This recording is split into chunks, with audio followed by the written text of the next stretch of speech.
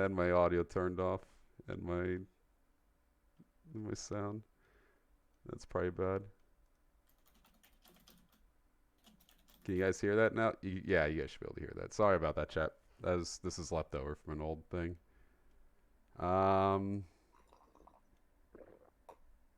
Oh wow, you've even got my handle done there. Wow, that is very organized. I'm telling you, I actually The I production quality of this is a lot higher than I'd expected. I fool people. They think I lull them into a false sense of thinking that I don't actually try that hard, and then bam, you have your own handle. Oh wow. Oh, and the Yorkscasters raiding with a party of 1,500. So it Wow. begins. This is the second. Ooh. This is the second YogBlog that we're doing. It's 3 weeks after the first one. We had. Yeah, we can get Spiff in on this too. Why not? Oh, I've just got that you sent me a friend request. What? On Discord, but you've already done it. So All right, you're gonna flash out for a second while I'm sending Spiff a friend request. okay. I'll hold the conversation. How's everyone doing, chat? Why is Alex's cam so stretched? Apparently, I just see. It's not just me. I thought I was just really narrow, but you're well. Oh no, good.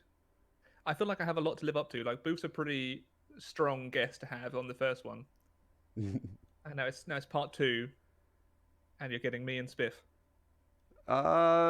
It's really me that drags it down, and everybody. You the host. Yeah. You're meant to be like Graham Norton this time, right? Yeah, I'm just like exactly. the guest that you got on. You guys Can you talk. do an Irish accent? You don't want to hear it. Hang on. If I call him, does he just get added to the call? You need to add him manually in the Discord by clicking the plus button on above my face. Add friends to DM. Ah. Oh, it's Onion. Hang on. Calling him. Biff, it is. Hey, this is beautiful. I like that. Okay, so we have like a little thing right there. Yeah. Yeah, this My is face is gone. a beautiful high quality stream setup. You've got to move the cam so it shows Alex. I'm working on it. Hang on. And we're going to unstretch him too. God. I have to do this shit on the fly, you know? It's tough. How many people can you dox in one go, by the way, Doubt? Or should we go for a speed run here? Who did I dox? Normally yourself on a regular basis, but I mean, we could really do some good work. What are you doing now? Oh, there we are. There I am. Yeah, I'm finding you. I'm not sure how to get Spiff it. We're just going to assume. Spiff, are you going to do video at all, or do you care? God, no. No, I don't even own a webcam. Perfect. I'm too beautiful. So we don't have to worry about that. So how you guys doing? I'm all right. Just having a cup of tea. I'm not allowed to have those anymore. Spiff, do you know that? What? What? I'm not allowed to have a cup of tea. Why? I'm not allowed to have a cup of tea anymore because of I have oxalate kidney stones. You know what causes oxalate more than anything else? No, what is it? Fucking tea.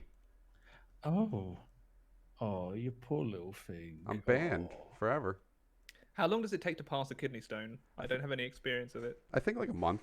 I bitched out last time I had surgery. I was just like, get this out of me. Could you speed run a kidney stone by just eating a bunch of unique foods to force it out at high velocity? like a calcium pellet that I just try to force out and just hit it with another one.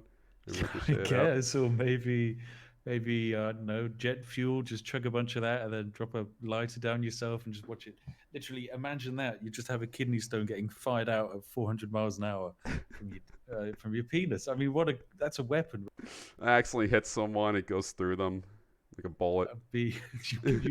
Death by penis-fired kidney stone is one hell of a way. Have you ever tested your bladder to see how long you could hold in a number 1, and then when you do actually go, it just lasts for like 5 minutes? Have you? Accidentally. How long? How long have I left it? I don't know, like all evening once. So that's not that long. You get comfy, and then I might have had a little bit of medicinal. Something to go with it, yeah. You start holding it in. A relaxant, yeah. Like it just numbs the feeling of me needing to go, and then once after, like, you know, the marijuana wears off, it's just It lasts a long, long time. Long time. Oh man, I'm gonna have to be hooked on that for a while with the pills, because you're not even allowed with this whole Corona thing going around. You're not even allowed to have ibuprofen or anything like that. Apparently, it makes it worse. So I'm allergic to ibuprofen, so that's fine with me. lucky you. I can't take ibuprofen and penicillin. What Yeah. are you allergic to, Spiff? I just use the well, for some reason I just have fantastic genetics. I'm allergic to nothing. I don't have natural pain. So yeah, I'm just fine and dandy at the moment. Coronavirus hasn't got anything on my glorious self-isolation, a back garden, some good weather. I physically will not break. Right? And I think we can all agree we all have an advantage on the coronavirus quarantine, because we can just stay inside for prolonged periods of times. We're great at that. I've got video games for days. Video games for many. days. Yeah, it has been nice weather in Vancouver, but it started raining today, and I think it's meant to rain for the next 10 days. So it's just like living in England, really. Aw, nice and dreary. I felt so good today because it was sunny and I put washing out on the line, and then there was like neighbors there and they were like, "Oh, hey, nice seeing you," because it's the first time they've seen me since I've moved in, basically, because I'm just a closet hermit most of the time with the computer and all that. And so yeah, I felt like such a human being. I felt more alive and part of a community thanks to this deadly virus than ever before. If anything, it's brought me closer to my neighbors. Oh man. Yeah, that is like a weird thing. You see people and you make the human interaction and you want to talk and stuff like that. Because like everyone's scared right now. Did you guys prepare at all? A couple of weeks before everyone started panic buying, I went to my girlfriend and we should probably just buy some stuff before people start panic buying. So we stocked up on like canned foods and I think one thing of toilet paper, which will probably last us months. So Yeah, a guy did the whole math on that. How much like a whole case of Costco toilet paper actually lasts someone. You have to take like 180 shits a day to get through it in a week. What about you, Spiff? We recently moved house, and one of the gifts we received from some family was just a bunch of cleaning supplies, including toilet paper. So we just had so much of everything that when this rolled around, it's like, well, yeah, it's fine. We got toilet papers to last us about 6 months. And when it comes to food, I love preparing fresh food, but it's fine. We've just got another like 40 pot noodles left to go in the cupboard, so that's okay. Oops. Oh, what's happened? Oh, we're good. Don't worry. I don't know. I was adding something. What happens on this stream, Doubtor, seeing as it's mine and Alex's first time here? What happens on the stream? Ooh, I'm fucking up even more now. What did I just do? I accidentally made the whole background a picture of you, Spiff. I was trying to do something else. Oh my god! How did you find my webcam? Oh no! What's happening now? Nah, we're back. I'm okay. I was trying to fuck around with this like midway through the we stream. go over the Reddit. Oh, okay. So what we do on the stream is review what you guys are doing. Usually I get someone on to talk about what's going on with them, and then we talk about what's going on the Reddit, what's going on in the YogCast, if you have any cool projects coming up or anything like that, watch some videos. I don't think we're going to be watching one of Spiff's videos because I think he doesn't like watching his own videos. I hate watching my own content. I'll watch it once to make sure the edit's fine, and I'll have a laugh. But because I've worked on it, edited on it, and watched it once, I can't rewatch them after that. It cripples me. I do have one GIF though. If you're browsing through the Reddit, okay, we'll go back to the Reddit really quick. I'm sorry if you guys hear really loud music in the background. That's my neighbors. They like to. I will just quickly mention that I know I mentioned marijuana on stream. It's completely legal in Canada. Hence, that's just why I mentioned it. Otherwise, I wouldn't. Just saying. Oh, circling around back to it. That's good. And now we're moving on. So, one thing which happens with the Reddit is, of course, the Yogs Reddit is the appreciation posts, which I'm sure you guys know very well from seeing all of my appreciation posts almost every other week. Lucky people like you. I know, it feels weird, man. So in return, I actually had someone went through most of the subreddit and have started compiling all of the different Spiff appreciation posts. And so far, we've only managed to collect about 12 of them on this lovely notepad, which I've put in the Discord.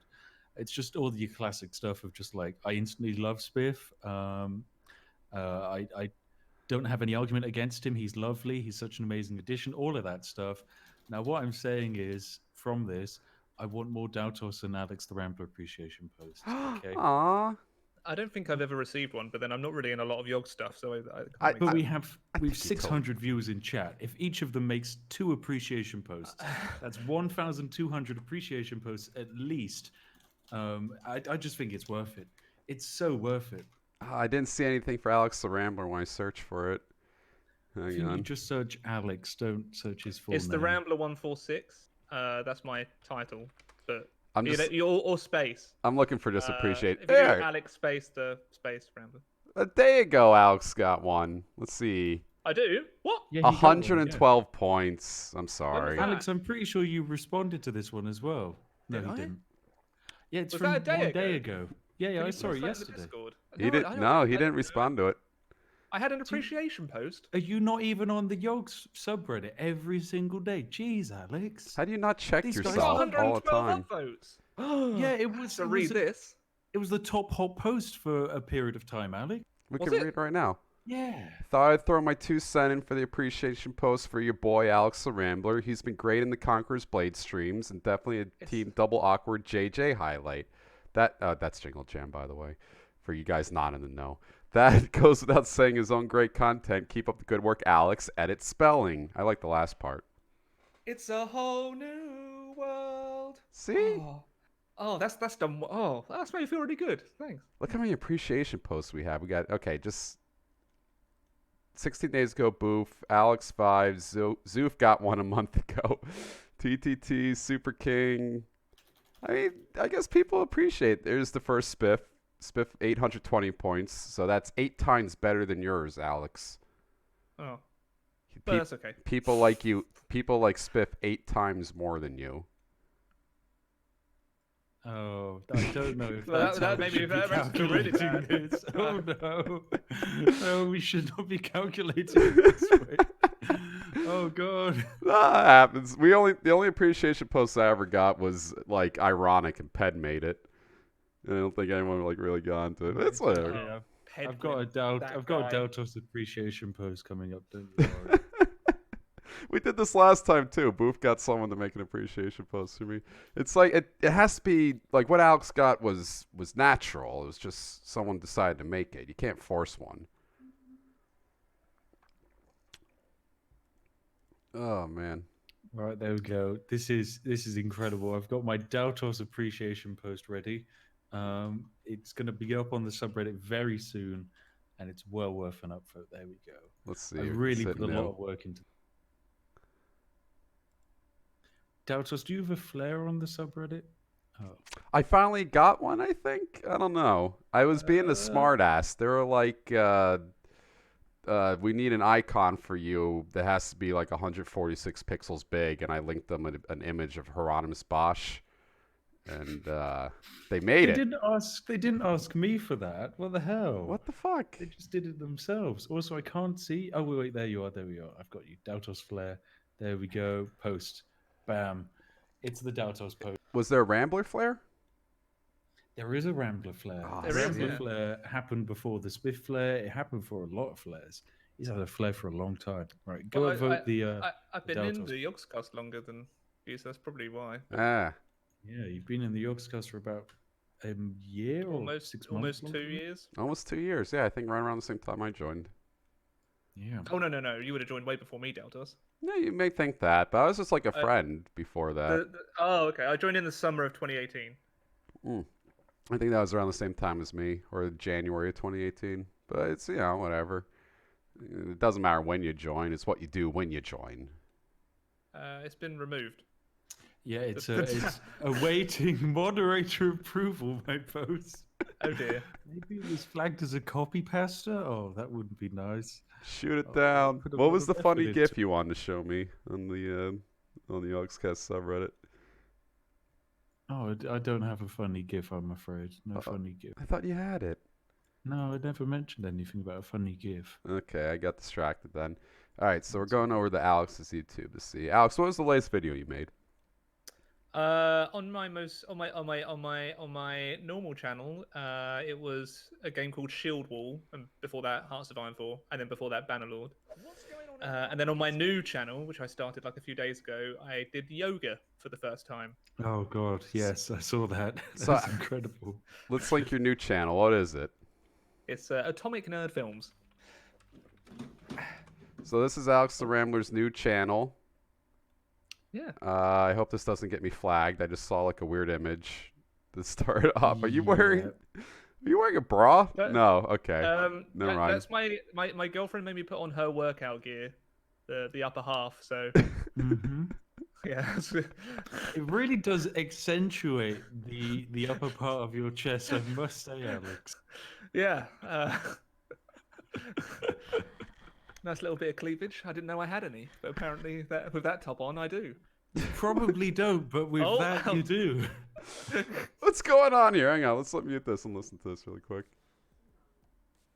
The idea here is to relax your body as you ground Just into pretend your to hear it, practice. Alex. Am I grunting yet? There might be some So take grunting. 3 deep and Chat smooth says your form breaths needs some work. and out My through butt your out. nose Well, it's my first time. as you relax your hips, That guy's got a boner, he says. shoulders, I don't blame him, quite Jaw. frankly. eyes. If you couldn't see the face, your eyelids. would you have one, Alex? Or maybe with the face, does that mean you Look, have one? I look at myself when I give myself an erection. Of course. Who You have a doesn't? window positioned at the end of your bed so that you don't see her face. It's just only It's just you. me. You don't care about. I get to put on a mask of myself. Oh God, she has to wear your merch as well. That's the only way you can deal with it. I get the having a Well- mirror on the ceiling, but why is there so many? Do I really have to wear the Ram Fam merch? Yes, you must. Well, no, my girlfriend actually bought one of the t-shirts because she made my. Actually, I can show it on camera. She made like a tank made of me. The birthday cake tank was amazing. Let's see it. She made me this for my 30th birthday, and it says like Aw. I declare 30th birthday. So it's she made me my little Rambler in a tank. That's really cute. Is that clay? Incredibly creative. It's adorable. What's that tank made out of? Clay. Oh, that's really talented. So she handmade it, handmade the figurine and stuff. So Fired it. I gotta stop watching you doing yoga. well, This is too hot I'm for wearing on my TV. legs. This Star Wars pajamas. You know, when we're all spending our time indoors, I just wear my bedtime clothes. You look like a homeless woman just got caught taking a shit. Don't look at me. Oh, well, that's good. So yeah, that's the new channel. If you want to, there'll be. I wanted to start something that isn't strategy or like I guess history based. So this is just going to be whatever. I'll make whatever I want whenever I want. I was always thinking about that. Do you ever feel like making a second channel, Spiff? No. I hardly have time for the first one. I feel like I could make a second one, but I just like having a lot of free time in my life, and I feel like making a second one, I don't need to, because I feel like my entire creative outlet is satisfied with my first channel. Any other creativity is spent shouting at friends to play better at CSGO, and that's about it. That's where I sink all of my other time. Have you been? I've been seeing you on Stellaris a lot during the whole lockdown. Oh yeah, I just leave it AFK open because I have a couple of like meta builds which I'm trying to create for Stellaris, and they are just that game with that latest update. It's just like, oh yeah, sure, yeah, we just like to break everything now. We haven't tested any of it. Oh, it's so broken. I love it. They embraced it fully. I like that too. They realize it's not really a multiplayer meant to be played like competitively. Yeah, they kind of spec'd into it being a story experience, and that's definitely what the new update is, which is. I also strongly appreciate that the up next for this video of Alex is also, why don't you subscribe to Alex the Rambler? Okay, so you want to see my subscriptions? Yes. First Oh, click no, I subscribe. don't want to see your subscriptions. First, click subscribe. You're not getting out of this. No, Delta. I got out of it. Oh, English Heritage. There's 3 I can people. prove that. I'm subscribed to 3 people. No, none of these are subscriptions. These are all recommended. I have you could tell by my emails, like up here in the corner, I have 956 unread emails. I don't really curate things or maintain things. I follow 3 people. Red Letter Media, you gotta subscribe to them. Of course, very understandable. Yogs Cast Lewis, because I was in a few TTTs, I wanted to be reminded when I could watch myself and giggle. And then Violin Newbie, because I was attracted to her. That's it. I'm sorry. I watch everyone else, like... Right, Delta, so take your 958 unread Why are you shutting the emails door on me? Raise I'm 3008. Oh. I've put it in the Discord as ever. 3008. Yeah, there you go. Oh my god, look at that. That's really awesome. I have to have that many. I can't believe I'm only at 956. I must say, Dautos, I mean, just get a channel over K subs and Raid Shadow Legends will fill it up in no time. But Over I how must many? say, I loved you in TTT. 3008 unread emails in my main Yeah. Gmail. I'm proud of you. Oh. Wait, how many subs do you need for a raid sponsor? Check on my second channel can get one. I think if you have over like 1,000 subscribers, they'll get you added to a mailing list within the month. So Really? Nice. And I can get some of that filthy money? yeah, if you, I mean, do you like your soul? How do you like to give it to someone else? They'd So I'm a man of morals that are easily broken. I have a creed that I stick to until someone pays me not to. I mean, that's the best way to live, really. It's the most profitable way. I would vote for, like, if Bloomberg actually made it through the primaries and he paid me money to vote for him, I would do it at this point in time in my life. Yeah, I mean, why not? I mean, even if you didn't win, doesn't matter. You got cash for voting for some guy. That's incredible. Got cash? You need money. Sold my I vote. don't I don't know. I need money. I'll put up a fucking 5-minute Raid Shadow Legend thing in the beginning of every single thing. Every video I make. Oh yeah, just announcing this stream is sponsored by Raid Shadow Legends. Oh, if only. Please use referral code SPIFF at checkout. Does this get uploaded anywhere afterwards? I'm not even sure if me and Boost got added to Yogs Live. Let's see. Well, they wouldn't be able to unless you sent it to them, would they? Are you kidding me? They rip VODs all the time. They're great with that. Yeah, they'll just take it. Don't you worry. We sold. Speaking of selling our souls for money. Yeah, we're owned by the Yogs Live channel now. If you even so much as comment once on the Twitch channel and it appears in the Yogs Live section, they own. I noticed that on the Conqueror's Blade streams, I was the only person not included on the thumbnail. Yeah. Sad times. I don't like being included on the thumbnails because I was very tired when they did the photo shoot, and so. Oh, you have to do tons of different poses. Yeah, I just like Joe stands there with a camera shouting, "Oh, look sexy, look timid." It's like, please, Joe. I had mine taken in the bathroom at my workplace by my friend. It's like, I need headshots, and he just went to the one white wall, and did it. I've never been asked for any shots, so I'm presuming they just It's don't want to kind use of my like face. no, if you're in the I don't think they office do. and you're just sat there not moving for more than 10 minutes and Joe's not working, he'll just grab a camera and pull you aside, pin you against a wall, and then whisper sweet I nothings like where into this your is ears. going. It's really nubile, that young boy. I think you guys are safe. They didn't host the last Yogs Live, so you're good. This will just disappear into the ether. Just watching Violin Newbie now. Violin. Oh, no. She learned how to play really quick. Why does it look like all my thumbnails squish the aspect ratio? I don't know. I have no idea. Well, is that on your YouTube channel? Do you have a YouTube channel? I do. I never update it ever. We tried. Oh, there you do. 9 videos. Yeah, we tried for a little bit. Me and my editor friend. She was making me, and then she had to go do her last semester of college and stopped editing for me, which sort of stopped the videos. Huh. She was good. I liked her. I wish I could edit. And then there's this breakfast burrito video that apparently the Yog Cinema plays a lot, which is how people know me. I'm not even sure. But look how old this is. 2014. This is a 6-year-old video. I feel like you could brigade the Yogs Live thing into just playing some very strange things from the backlog of content creators. Like the first videos that people ever made.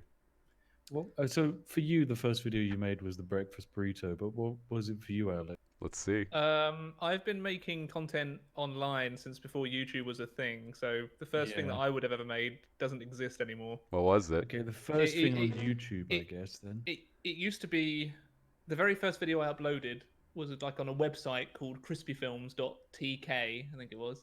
And it was me dancing to Motorhead, and then my friend. I'm Alex, as known as the Rambler on this channel. This will be my new channel where all of my videos will now be uploaded to. I do hope you enjoy what I'm going to be doing. It's going to be mainly strategy games, but I could really upload anything. Of this video like? I may do action adventure games, strategy games, RPGs. You never know. Sorry, it's maybe 2013. That was your first video.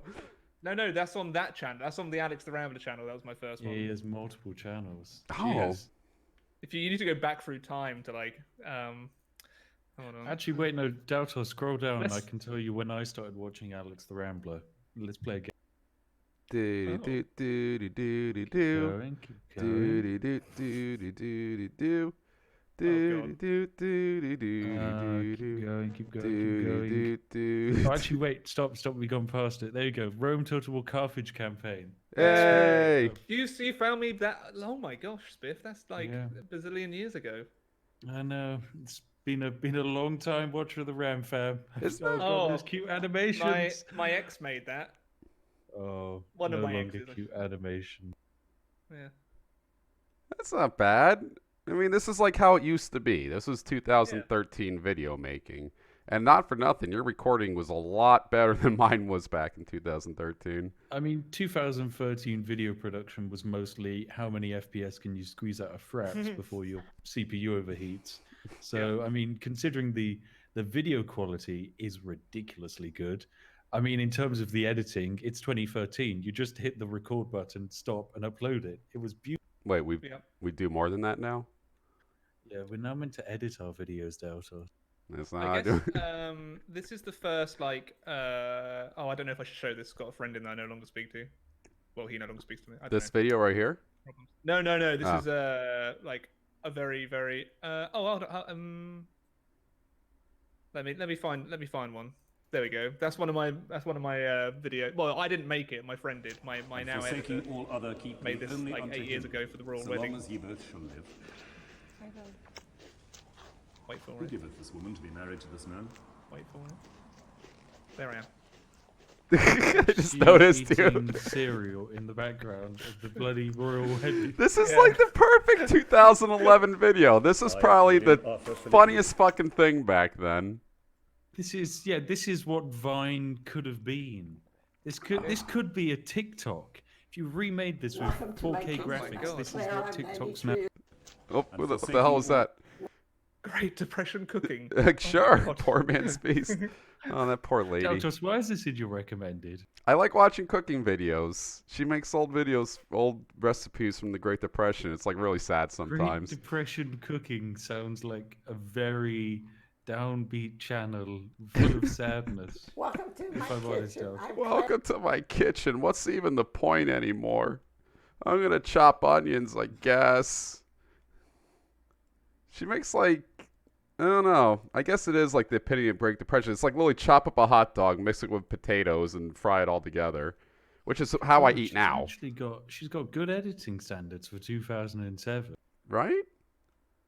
Look at that. Oh, this was made back in 2007. This woman's probably long dead. Sorry, the lady on the channel. That's not nice. Just assuming. It's been 13 years. She was alive in the Great Depression. Oh, okay, then she probably is dead. F in chat, guys. Rest in peace.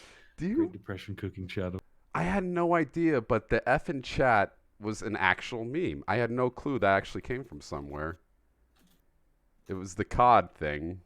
Yeah, it was from the Call of Duty funeral. Well, I never played Call of Duty. That was the problem. Ah, well, you just got to know where these memes come from. I'm so bad with memes. I have to learn. But I'm old. You're young and spry. Which one is that from? Which COD? I don't fucking know. Never done COD. Sips bought me COD. I feel really bad about it. He bought me the new one. It was like $60, and it was like 120 gigs, and we played it once and quit. And he just like splashed cash on like me and 2 other people to do that. Oh, it's okay. He's on Jersey. It's okay. He's gonna That's survive. the tax money. What do I use to enlarge the hover? I don't know, some sort of add-on. Yeah, he's lucky. He's on an island. He can just do the whole hide away from everybody for the next 2 months. Well, they have got 14 cases on the Channel Islands, which is a bit of a shame, but he should be fine. Although I did look at Jersey because I considered moving there because I have family from the island. I can get houses at a cheaper rate. So I went on Rightmove, typed in Jersey. There's one property, and it's £14 million. You're almost there. It's very, very nice, but of course not exactly affordable. That's like what, 200 more videos?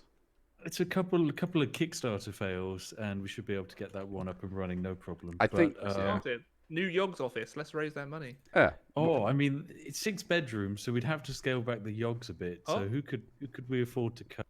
Oh no! I'm going to find the lowest price on the whole of the various islands on Rightmove right now.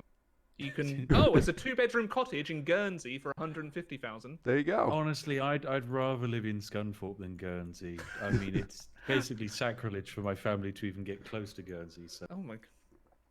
What's Guernsey like? Is that like a tiny little crappy island, or? Oh, it's just the rival island. That's it. It's actually a very lovely place, I imagine, but it's just not as filled with rich people as Jersey. It's still got the same tax laws, right? I think it does. Okay, I think I might buy that cottage. And honestly, that's better value than most of Oxford, so maybe I should move as well. Needs a total refurbishment. It's just like a ramshackle shack when you get there. Should I click on it and should we see what the speed test is like? Yeah. Service currently unavailable. Okay, it doesn't have an internet line installed, Alex. We'd have to get that one installed. Dear. Forget it. This is already adding too much money to my depleting. I want to look at Guernsey on Google Maps. So this is Guernsey. Is this what happens in this vlog? Blog? It goes off rails. I'm not even sure if we have rails. Oh, okay. There weren't even rails from the start, Alex. Yeah, it's literally like what happened last time is it was me and Boof, and we somehow chatted for 3 hours. After like an hour, we discussed everything you could possibly discuss in the Yogscast. We were done. I think it's on that. Yeah, I think I saw a little bit of it, and Lewis kind of ignored me when I asked him last week. There's a picture. I think you showed a picture of me. Lewis was streaming with someone else, and there's a picture of me behind him. Just got like my face, like. Do you was remember that with Pedguin? Because we were looking through the Yog Wikipedia. Oh, yeah, that's my picture on Yoga the Yog Wiki. Wikipedia. Who manages that? Like, who updates it? Some poor soul. AlexTheRambler, like, is that the picture? Yog's Wiki is mostly maintained by like the Mad Cat subreddit. Well, not subreddit. Discord. Boof was telling me that Mad Cat wrote hers, and then she wrote his back. So what was that? What was the question you were looking for? What picture? That picture of me was behind Lewis in a stream, and I'm just trying to figure out why. This picture right here was behind Lewis in a stream. Yeah. I don't know. I've dropped a link in the chat. This is an iconic image of the Yogscast from the early days. It's an iconic. All right, let me see. Oh, that's a long link. Pinterest. It's a very long link for a very small image. Aw, look look how young they were back then and full of hope.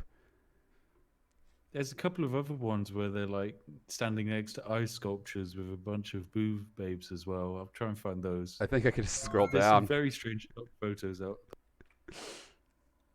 Oh, the classic bee costume. You British people love your drag. I think it's just part of the pantomime culture, really. The pantomime culture? Yeah, you've been to a pantomime, right? I've never been to a pantomime. Oh, yes, he has.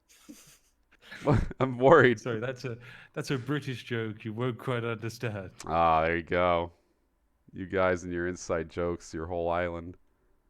How'd you end up in Canada, Rambler, Alex? Oh gosh, that's a long story. Is it? I don't know. It's not very interesting though. I just wanted to go traveling. I initially wanted to do Camp America, but then Camp Canada came up.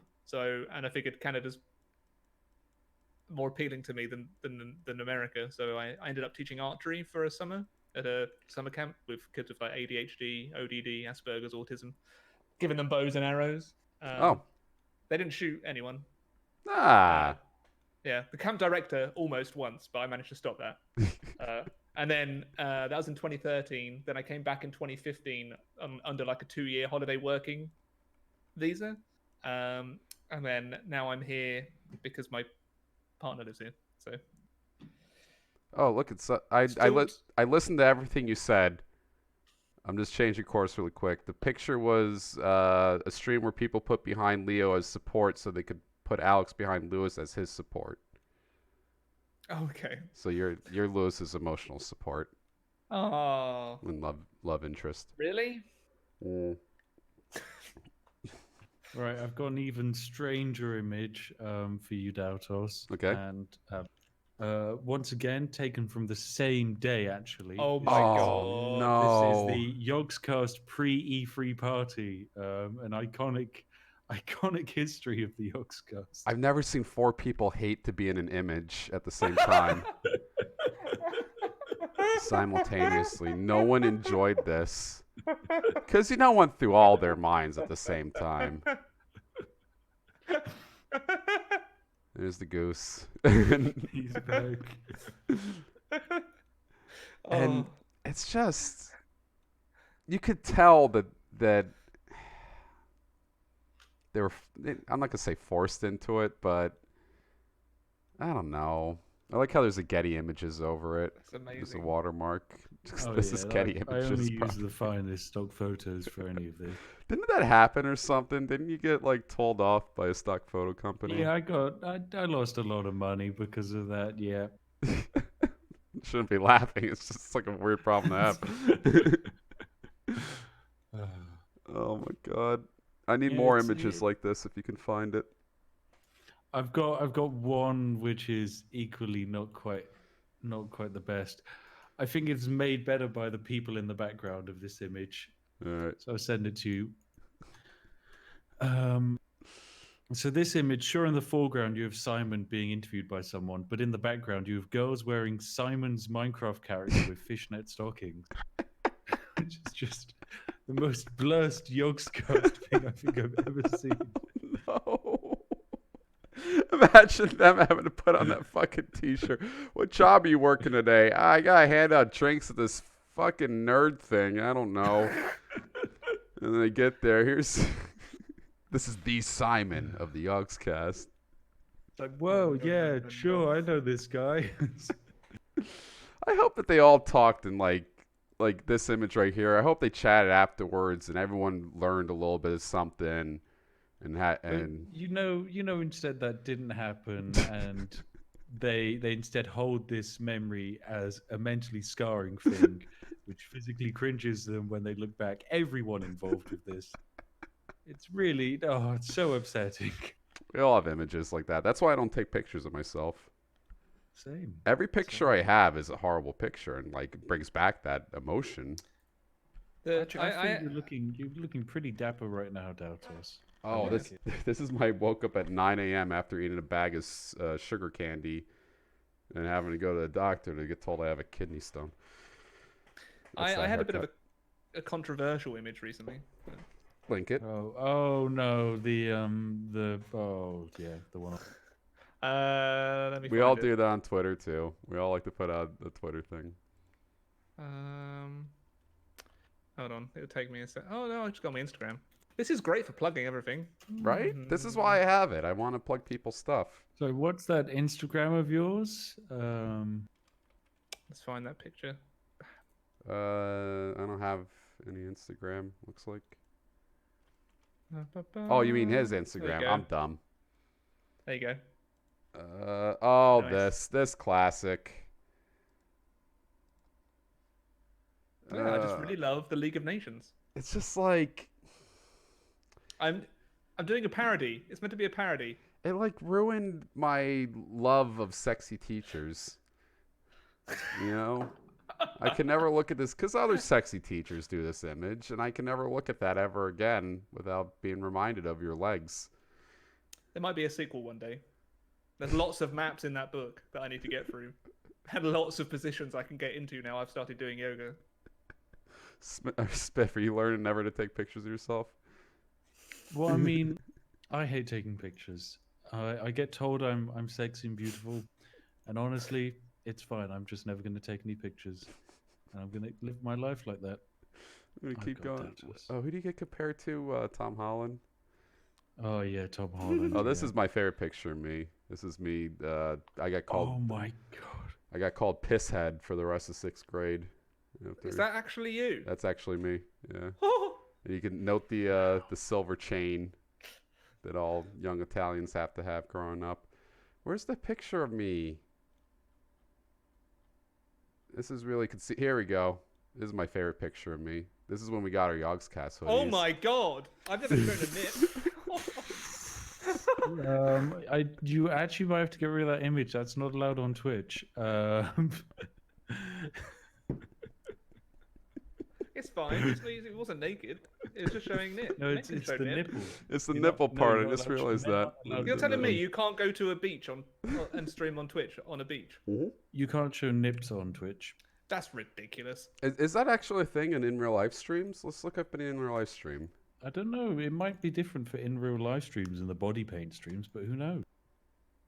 Oh yeah. Oh, on the body paint streams, you can see. Not that I watch them. You can see everything. No. Is the category in real life or is it just chatting? It's just chatting. No, there is an IRL category. I just want to see if there's anyone. Just type in beach and see if anyone currently, despite all the coronavirus going on, is sat live on at a a beach. Yeah. And there are nipples everywhere. Escape from Tarkov. That's not what we're looking for. I think this is just a video of a beach for 5 minutes. This is just a 5 minutes of stock photo beach. Well, I don't think anyone's streaming any beach related stuff right now. How about just IRL? I just want to see how dumb people are right now if they're going out. I think it is just chatting. It's just chatting? Okay, let's check that. Oh, it's us. Wait, we're the top of just chatting? No, not even close. You kidding me? Oh. You fucking kidding me? The Yogscast on during the Jingle Jam can barely top this. Yeah, Sasha Grey streams now. We all know her. It looks on Earth there. They're your violin friend. Where's she from? The violin friend? I actually don't know who they are. Oh, Sasha Grey. She was an old porn star. Oh, I see. Okay. That was a little bit before your time. I keep forgetting. Sure, you're younger. on Twitch. I feel like the just chatting category is very different to what I remember the just chatting category used to be. Yeah, Maya Mulkova streams as well, doesn't she? All right, let's do high to low. I was looking the other way. All right, can you count down and see how far the Yogscast is away? We're at a lot. I already lost count. We're at a lot. See, that's the problem. Is this is also counts all non-English streams. So you got like people. You can filter so that it's English only. Okay, let's make ourselves feel better. Oh. How do you do that, chat? I think search by tags and type in English. Do you never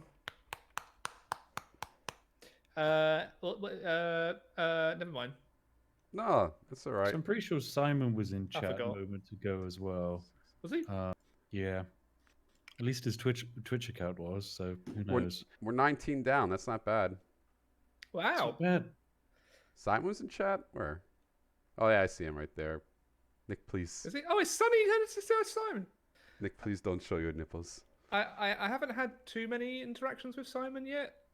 Just one was just like we had a 2-minute conversation and he just went, "Oh my god, you're so awkward," and then went about his day. That's why I love Simon. It's meant in a lovely, positive way. Yeah, though. I know. I always get confused because he hits me with references to my videos, and I can't tell if he's actually watched them. So it terrifies me because I never quite know. But I've never had it where there's been another content creator who actually knows stuff which I've made, Really? which is very terrifying. But I don't know. I love Simon. He's always been really nice to me. He was very nice to Mango when she was in the office, as was Dautos and Alex. You guys are lovely. Just such lovely guys. Well, you guys are nice people. Oh God, he's seen almost everything. Right, that's it. Well, that's the same thing. When you joined Armchair Admirals, I was like, are you really the SpiffingBrit? Like, it's weird. It's like having worlds collide. You never said that to me when I started. I never watched you. Damn it! I watched Alex though, so it's okay. It all comes full circle. I don't know. I don't watch a lot. I've never watched a video that Simon was in. I think I've watched one Shadow of Israfel in my entire life. I didn't know a lot about the Yogs cast before I joined. How did you personally? For me, my YouTube was heavily influenced by Simon and Lewis. They definitely kind of almost kickstarted my love for video games, because for me, I'd enjoyed video games, but I never actually sunk more than a spree of 2 hours into a video game. And it's like, oh great, I have this device where I can just watch people play shit tons of Minecraft. What is this Minecraft thing? And there we go, crippling addiction to video games now. You could have had a different life. Now you're stuck here. Could have had a different life. Could have been productive in society, but... What were you going to say before that, Alex? How did you end up joining, or meeting anyone from the Yogscast for you? So this grenade right up here, we're going to click off. This is in real live stream because I don't think this guy's going to show his nipples anytime soon. Click off. This grenade right here is the Something Awful forums, and I was playing Heroes of New Earth with a goon named Dexant who talked like this the entire time. I shouldn't make fun of him. I'm not even sure why I did that. That was rude. So anyways, I was playing with him, and he's like, watch what you say. Rithian from the Yogs cast is in this group. And I'm like, what the fuck's the Yogs cast? What the fuck's a Rithian? And we had a good game, and we played a few more, and then the next day I saw Rithian log on, and I was like, hey, you want to play more games? And I just showed up in their vent channel 8 years ago, and I never left. Yeah, that's kind of how it works with a lot of the people who are mods and admins on my Discord have been people who I've played games with for years. They've just kind of stuck around, and so they'll occasionally crop up in a video when I need a second pair of hands and so on. I imagine that's kind of, to an extent, almost how the Yog started. And seeing as they do so much more multiplayer stuff, kind of make... That's almost exactly how it started. I used to ask Duncan and Rithian and Sips about that. Sips was the original editor for their YouTube videos. Really? Yeah. Oh, wow. Okay. Yeah, I don't know the old the Yogscast. You wouldn't have noticed that editing even happened, but it was happening. Oh, you just cut out there? I was going to make a joke that there was no editing actually happening on the early video. No, they didn't. It was back in 2013. That's why Alex's videos are impressive. It's the fact that they didn't look slow as hell. Did I apply to the Yogscast in 2013? Yeah, I was going to ask, how did you join? I went to ParadoxCon in 2018, and then Harry was there, and we just got chatting, and then there I am again. And then I he just went, if you want to talk more about joining, just DM me. And then we just started DMing and then negotiated a contract, and that's it. There you go. It was just quick like that. Were you a fan before then, or? Yeah, I'd watched the Yogscast on and off for years. I can't remember when I first started watching them. It would have been in the Minecraft days, but then... Oh, you're looking up Sips now? Yeah, I was just looking at Sips right now. Sips is a beautiful man. Very beautiful. Oh yeah, I missed him at the whole meetup during December. I came a week too early. It's a shame. Yeah, it was a shame because he rocked up, and there was karaoke night, and then I wasn't in the next 2 days, and then Yog Plague hit, so no one was in for a while. So I didn't even see Sips really at Christmas. It's kind of weird how we got primed for this whole coronavirus with the whole Yog Plague. If anything, it made our immune system strong. Oh, yeah. Oh, I did apply for a job at the Yogscast in 2013 and never heard back. What was the job you asked for? Anything. I am your biggest fan. It is me, Alex. Please, I need work. Please find attached my CV. This is more of a general application for any vacancy that may arise within the Yogscast, not specifically a video editor position. I run my own channel, so I do have some experience in video editing, though I'm not sure I have the exact experience you're looking for. And then blah blah blah blah blah blah. I hope to hear from you soon. 7 years later, nothing. You did an application where you said, "I'm not sure I have the skills you're looking for." Alex, please. That's one of my favorite stories. I interviewed at Calypso Games, which makes Tropico and stuff like that. I know those guys. Yeah, they're in a town right by my hometown. It would have been great. I got through like an application process of like 50 people. It was like me and another guy, and they were interviewing us. And like, what's your greatest weakness? And I said, I'm really lazy, and I have to kick myself in the ass to do things. Like you could feel the room stop, and they're just like, okay, we'll talk to you again later. And then he called me up later, and he's like, I'm like, man, I screwed up in that interview, didn't I? He's like, yeah, you did. I'm not sure why you didn't say you worked too hard. That's what the other guy said. I was like, I don't know. Yep. You see, you guys didn't learn the skill which I did, which is you should always pathologically lie when people ask you about your business. I don't know. I've told the occasional white lie to get a job. Yeah. What was the worst? Do you have an example? No, not really. Nothing like that bad. Just like, oh, do you know how to use like Excel professionally? Oh yeah, sure. I lied about. Oh, you go ahead. You have to do an Excel test. Oh, okay. And then I just, whoops. I guess I don't know anything. But no, I used to work for the train simulator developers, Dovetail. I used to work for them a few years ago. Yeah. Developing trains? No, I was the beta forum administrator, so I'd manage all of the, essentially, like, community manager, I guess. Like, okay. Yeah, back in the days when community managers didn't really exist, it was very strange. No, they existed for a while. I remember community managers back in like Ultima Online days. That was a big deal. I was watching the Richard Garriott podcast about that, and like how much money they wasted on GMs. They were the first ones who invented GMs and community relations for video games, and they like regretted it. Yeah. No, you just don't invest money. Just get people who love what you do to do it for free. That's what all the good YouTubers and channels. Yeah. Your mods work for free. They're great. I love our free mods. Zoof never go away. Zoof actually pays to be there. It's incredible. He does. But he gets in the videos and stuff like that. I mean, I don't know. It's weird having fans join because, like, what? I just saw that we have a famous artist in chat. Who's the famous artist? Father Loris. He does. You'll recognize him. He does the CK2 comics and the U4 comics, which you've probably seen. I think I've easily seen them if they're whatever famous. Oh yeah, I love this guy's stuff. And Spiff's fiance is in. I actually. Oh yeah, she's very, very annoyed that she thought I was playing another game of CS:GO, which is why I didn't go play Animal Crossing with her. But Animal Crossing's just Facebook. It's fucking Farmville. You see, I kind of want to agree with you, but at the same time, I don't, because if you've seen like the iterations of Animal Crossing, it's really improved, and I think it's much better than Farmville can ever be, because with Farmville, it's so focused on your farm has to be better than everyone else's farms. It's like capitalist relaxation. Whereas for Animal Crossing, it's like, well, if you just want to go catch bugs for a day, do it. Who the fuck cares? No one's going to see your island unless you want them to. This is your tarantula island. Yeah, my hellscape. Actually, no, it's gone now. I left the Switch with Mango for like a day, and she sold all my tarantulas because apparently I didn't give her enough. Yeah. So they're all gone, and she's upgraded her house to the max. She's only a gold digger in fucking Animal Crossing. You didn't give me enough allowance. Steal it. Fuck. That's cool. What were we just talking about right before that? My mind blanked. Interviews. What was the biggest lie that you've ever told in an interview, Spiff? Me.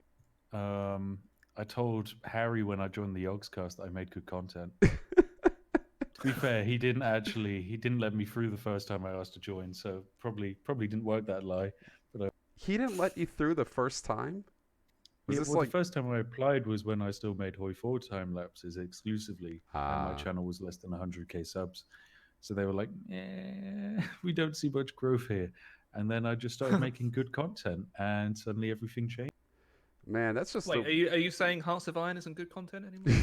I'm saying Hearts of Iron 4 It's all I time have. lapses isn't good content. So you're doing better than I was. you got the yoga channel now though. You got a little extra. Yeah, you don't need the No, Hoi 4 channel. No, well, I do. It's just what makes the money.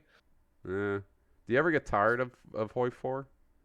I get tired of editing it. So what I do now is if I see a mod that I like and it's got like a fun story behind it, then I'll play it. But I don't just play it all the time. Like I have to play other things. I also don't edit anymore, so I pay my friend to edit the videos for me. And I think they've actually got better because I think people could probably were starting to tell when I was editing myself. It just wasn't. I don't know. It's just so laborious having to edit a Hearts of Iron video for the 500th really time. is. So having my friend edit for me adds a little bit of freshness to it, I think. Yeah, new take. We had that with the Civ channel. We had a new editor put on that. It used to be Alex, I think. Oh yeah. Or someone before Alex, and I think Alex got on. It is Alex. It's Alex now. Because he's moved over from Today I Played to doing Civ. Yeah, you like the look. This is. Yep. I need this. Firstly, it's not legally licensed merchandise, considering it's not on the Full Floor website, but it does. Oh my god! They've even got Livid Coffee. YouTube's. Oh, and they've also got Al Smithy down here. And DJH3 Max, they haven't got Trot, but you can get Ross and Alex on one. Where is it? I just missed it. Oh my god, I was just talking to Smithy right before this. this. And wear it to the next Jingle Jam. Wait, how many reviews? There are 11 reviews of Simon. Bookmarking it, I'm buying that. There's a few reviews for Smithy too. Hang on, Love Splurgeon. Wait, no, these aren't legit reviews. There's no way these are legit reviews because they've all been bought. Like, these can't be real. These are all fake. There's so many Yogscast. This is the one real one. The one real one at the bottom. What were you saying, Alex? There's one called Triforce. I have a small penis. This has to be one of those AI-run websites where they just skim art off of the internet and put it on stuff. This is incredible. This tickles me so much. How do you even find this? Oh my god, the Triforce phone case. This is incredible. I have a small penis, yeah. Designed by Cheesy Baller, who's going to get all of the royalties from this one. Oh my god. I want one of these phone cases. I should show up and just creep out Smith with the fucking Al Smithy phone case. If you can wear the Simon Honeydew skirt and the Al Smithy phone case next time you come to Jingle Jam, I will be very excited. I cross-dress once for Jingle Jam. What are you saying, Alex? I think I'm gonna have to get that mini skirt. Wear it for your next yoga video. The next poker video. The next poker tournament. I was gonna wear a suit, but this is much better. I'm just thinking about the Simon shirt that those girls were wearing in that picture mixed with the Simon mini skirt. What about this? You can mix it with your Simon pillow. This is the worst cut I've ever seen on a pillow, though. It is horrible. Hawaii Sips canvas print. Like that one too. Oh my god! Like the Kawaii one. I'm not sure if I can show this Yogscast pillow. First off, this is a pillow you make in home ec. I guarantee you this pillow is terrible. Kawaii Sip small canvas print, £42. I love it. It's just above the bed. It's this tiny fucking picture. Imagine bringing your lady to bed with that. Right? Oh. This one has displayed mature content. Should I click on the Yogs? Yeah, click it. It's fine. It's fine. Don't worry. Ah, there you go. If you're fine, you're fine. Yeah. Can we please order this for Lewis? First off, what? He'd be like, when did 4th Floor make this? And we'd be like, they didn't. We found another website. Better than yours. What phone is this even? Triple camera. It's the Samsung Galaxy S10. Oh my god. Get these now from redbubble.com. Oh god. What else? This is what I'm talking about. I did this with Booth and we got everything done in an hour. Now there's still 2 hours to go. They've even got Don Cannon stickers. Oh, there is actually a really cute Sharky and Palp sticker which someone's evidently stolen off of the internet. I can't. And for some reason, yeah, they're pretty cool. I can't believe this whole website exists. Yeah, it's incredible what AI learning is able to do in the modern day and age. Right? That's why I'm saying this is incredible this even exists. It's not the fact that it's Yogscast stuff. It's the fact that there's an AI computer that blatantly made this website and just rip shit. I mean, there will be some human entries onto here, but like 90% of this is definitely AIs, which is incredible. Absolutely amazing. They've even got some of the...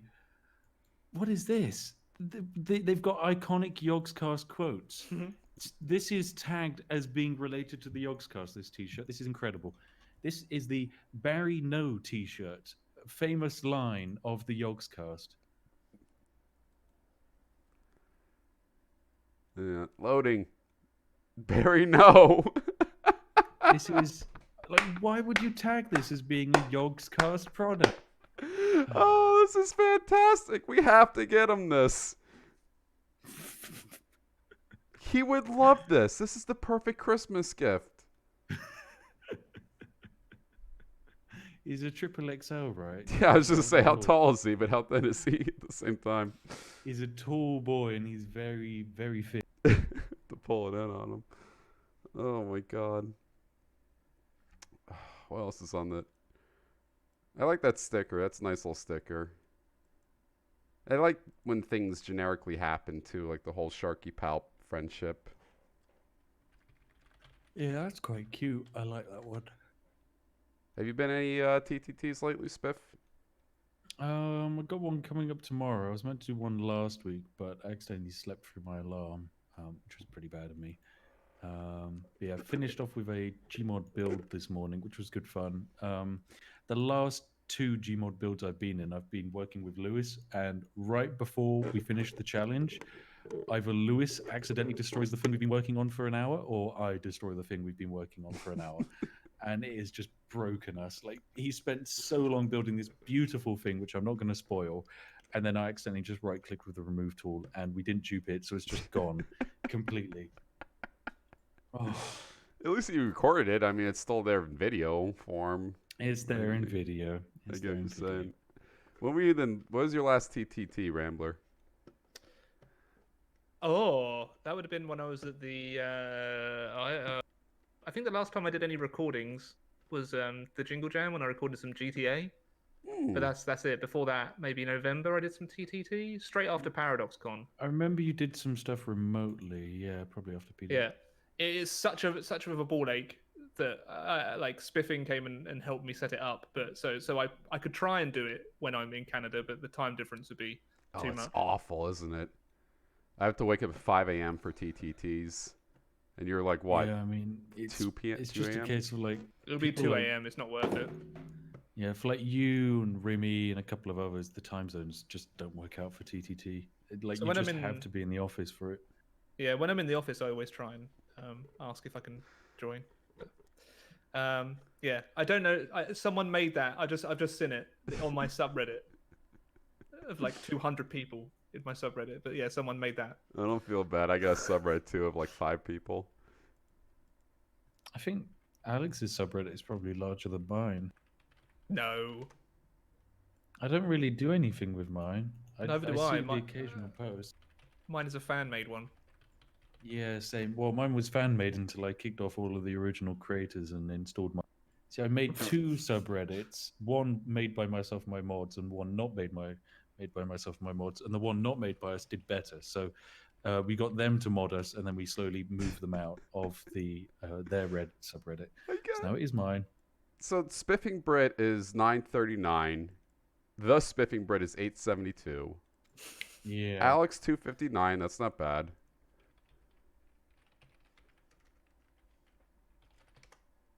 And I have a that's awful. I have a robust 15. Nice. Apparently 8 people are here though. That's a 50% rate. Oh, this guy literally just posted on it as I was talking. Nice stream. Not bad. So were we meant to be looking through the Yogscast subreddit? Yeah, let's see what we got. So they did TTT, all these new roles and stuff. Phantom. Oh, there's Wilsonator.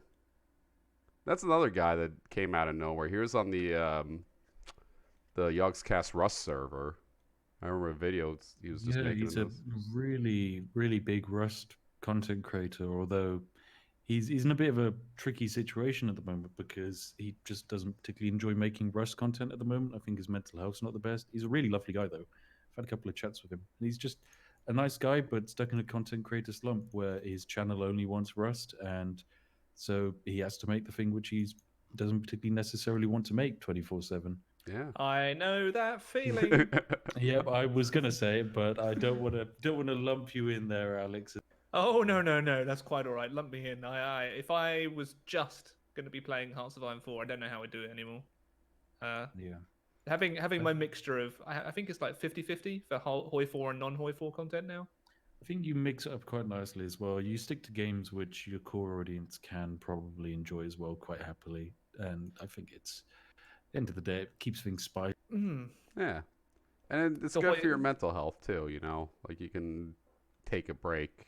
No, we don't care about the mental health out us in the YouTube world. Mental health is irrelevant. That's true. It's all about the money. Get out there and make. No, make. I've been struggling with my mental health a lot, so I'm more than happy to pay my friend to edit videos better than I would be editing myself. Yeah, you get that relief, that burn off your shoulder. You know. Yeah. Bird did. Yeah, editors are really useful. I will say that. Like, God bless just the them. amount of free time it frees. The editors that work for the Yogscast are great people too. Because like as content creators doing it full time, it's not like a physically demanding job. It's just I think it's mentally draining, just having to try and be creative. Yeah, all the day, fact that every day. you have to effectively come up with a new creative idea every 24 hours, which fundamentally works, is pretty tricky. Yeah. And especially in Hoi 4's case, you have to come up with a creative and original idea. And the game's been out for 4 years. It's had 6 content creators, including myself, effectively ravage it for ideas. So eventually, in fact, I'm pretty sure there was a point where ideas have just run out effectively for Hoi 4. It's just a case of making new creative spins on stuff which I guess has already almost slightly been done before. Although with the new DLC, thank God, that always injects stuff. And there's always new mods being made. But for the base game, content for that is basically all done. Oh yeah, all my content is mods. Yeah. Yeah, which is, I mean, that's something that you're known for. There's even like a Twitter account, right? Like AlexTheRambler titles. Oh yeah, videos. Yeah, someone created like a Twitter bot that would come up with video ideas. Like it was, what if the Papal States declared war on Venezuela in 1845? It'd be stuff like that. Yeah. That's quite funny. That's something that you're known for, though. That's like your niche you got into. And Spiff did the right thing. You're allowed to actually go outside and play different games. It just has to be in the vein of breaking them. Oh, yeah. Variety content creative for the win. Feels good. Feels very arty game. That's pretty much Boof in a nutshell right there. Very Boof. The RT game. That's all the fan art. Artie's a lovely, sweet boy. We maybe one day we'll be able to convince him to join the Yogs, but it's going to take a lot. We got really close this year, so close, but he wrangled away. Still trying to court him. I don't know. Next year. Is that weird how the Yogscast falls into like there's 3 different categories. Like both you two had to work your asses off and get to where you are to get accepted into the Yogscast, right? And then you have me, who just knows people and got in. I got to skip all that because I got lucky. And then there's the third kind, which is the big whales. You got to chase the whale down and get him on the network. Yeah, I think RT doesn't need to join. So in the case of RT, the reason why he's not in the network is not because he's getting chased down to join the network. It's because he doesn't benefit enough from being in the Yogs network, and the Yogs kind of have to accept, and we have to accept that we can't really offer RT enough for him to justify stripping away a percentage of his income to join us. Because effectively, we're more than happy. He's our friend at the end of the day, so we're happy having him in content because that helps the Yogs main channel and helps the Twitch, and we all have fun. So he doesn't need to be in the Yogs for both sides to benefit from his existence. And at the same time, the Yogs, from speaking to Lewis, the Yogs is just fundamentally a case of making sure it's profitable for both sides of the fence. Because like myself and Alex, we can't be in the Yogs if we're not getting money back from what we're putting in. I mean, of course, contract law is always very complicated. But yeah, it works quite well, I think. I really like reading contracts. I read the contract we had top to bottom. It's just, that used to be my job. It's fun looking at legalese and figuring out if you're getting screwed over. You didn't read the Stellaris NDA. I know. I completely skipped that. It was so long ago, I forgot. I probably read it then. And then it went in brain, out brain. I'm a liability. What can I say? The Yogscast is pretty straightforward. I like that. There's a lot more going on behind the scene, I think, with how they make money, which allows them to be more straightforward with content creators. Yeah, definitely. Like the money content creators bring in is quite limited, especially for most of the Yogs, because like the costs for a Yogscast member, having someone in the network is quite high because effectively accountants need to be paid. The meth selling is where 90% of the revenue comes from, of course, as Simon is saying. All of the meth, which they keep in the basement, 11 out of 10. So yeah, it's just fantastic stuff. Yeah, God bless the meth. They mail us out a package of meth. Did you get yours yet, Alex? I was not aware of this. Okay, well, there's a drop site you have to be. Contract. He doesn't know about the drop site. You got to read the contract backwards, and it gives you your personal drop site, and you've got to pick up the package. I bet he's got 500 kilos of meth just sat in a container off of the coast of Vancouver, which he hasn't even collected yet. Damn! I could be a very rich boy. All right, let's not dox the case laying off the coast of Vancouver now. A Canadian city location. Yeah, I think most of the Yogs income, which doesn't come from creators or donors or whatever, is merch. Merchandise sales are very good, I guess. Of course, merchandising's complicated. Yogscast Games as well. They're a publisher. Oh, yeah, they're a publisher now, and then I guess sponsorship deals as well. The Yogs do much better in sponsorship deals than the rest of us because they have actual credibility, which is always good. I've done quite a few sponsored stuff recently. Yeah, but the sponsored stuff we do is like a 30-second shout out to NordVPN, whereas for them, they can do entire big production shoots. Conquerors. True. The Don't Starve Challenge is an iconic example of a bunch of marketing money getting spent on something which makes no sense necessarily, yet is a fantastic investment of time and money. It's amazing. What was the Don't Starve Challenge? Let's look it up. It's an iconic Yogscast video of Lewis, Duncan, and Simon. Well, it's two videos actually, where they go into a field and try and survive the night. And it's immediately you're laughing down us because of the aviators and how serious Lewis is looking.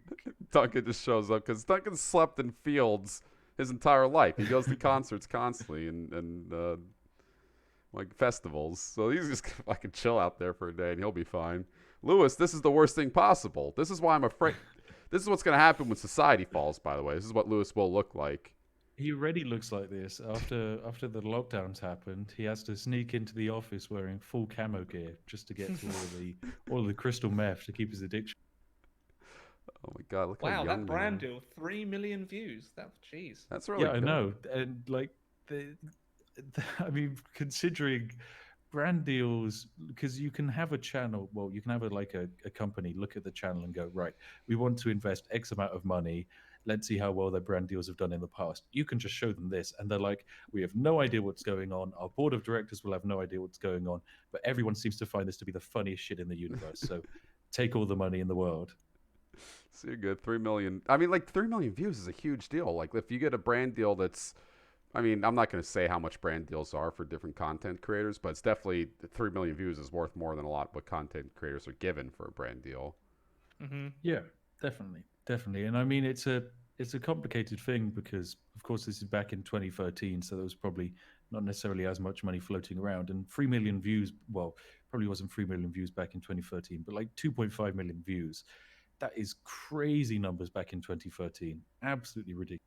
Yeah, absolutely. And we're just talking about fucking the Kickstarter, me and Smithy, before the stream started. It's the whole Yogscast Yog Ventures wasn't really their fault. It was just, I think it's a lot. It's people. I feel like all of us have been in that. Well, myself and Alex have probably been in the situation where we go from making a normal amount of money to then a YouTuber amount of money, and suddenly you're in a position where you have a lot more disposable income, and it's kind of like, what the hell do I do with this? And for a lot of people, it's, I'm going to do what I dreamt of doing when I was younger. And for Lewis and Simon, it was probably make a game.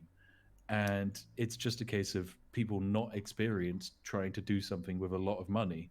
And it's a real shame, but these things happen. Like, considering so many businesses fail. Like, I don't think I don't know. A lot of my disposable income from YouTube has gone to try and move into Canada. I've probably spent the equivalent of a house deposit in trying to move to Canada, and I'm still nowhere closer. So doesn't that suck? That's how hard immigration is. I'm the same. I've basically spunked most of my YouTube earnings on trying to get a house properly nailed down. So yeah, it's kind of strange, but considering like the amount of money that was flowing around back then, you can definitely see why. Because I mean, Lewis and Simon at one point were the biggest channel on YouTube, which is just ridiculous to imagine nowadays. And so yeah, it makes sense. Biggest channels on YouTube would always make a game. Like PewDiePie's made 3, I think. So yes, yeah, he's got a bunch of games. Oh man, I think they're all mobile games though. But hey, that's another person I just don't watch ever. I don't know. My YouTube. I'm just seeing him drive now. Sorry. Yeah, that was scary. How fast he pulled out there. Yeah.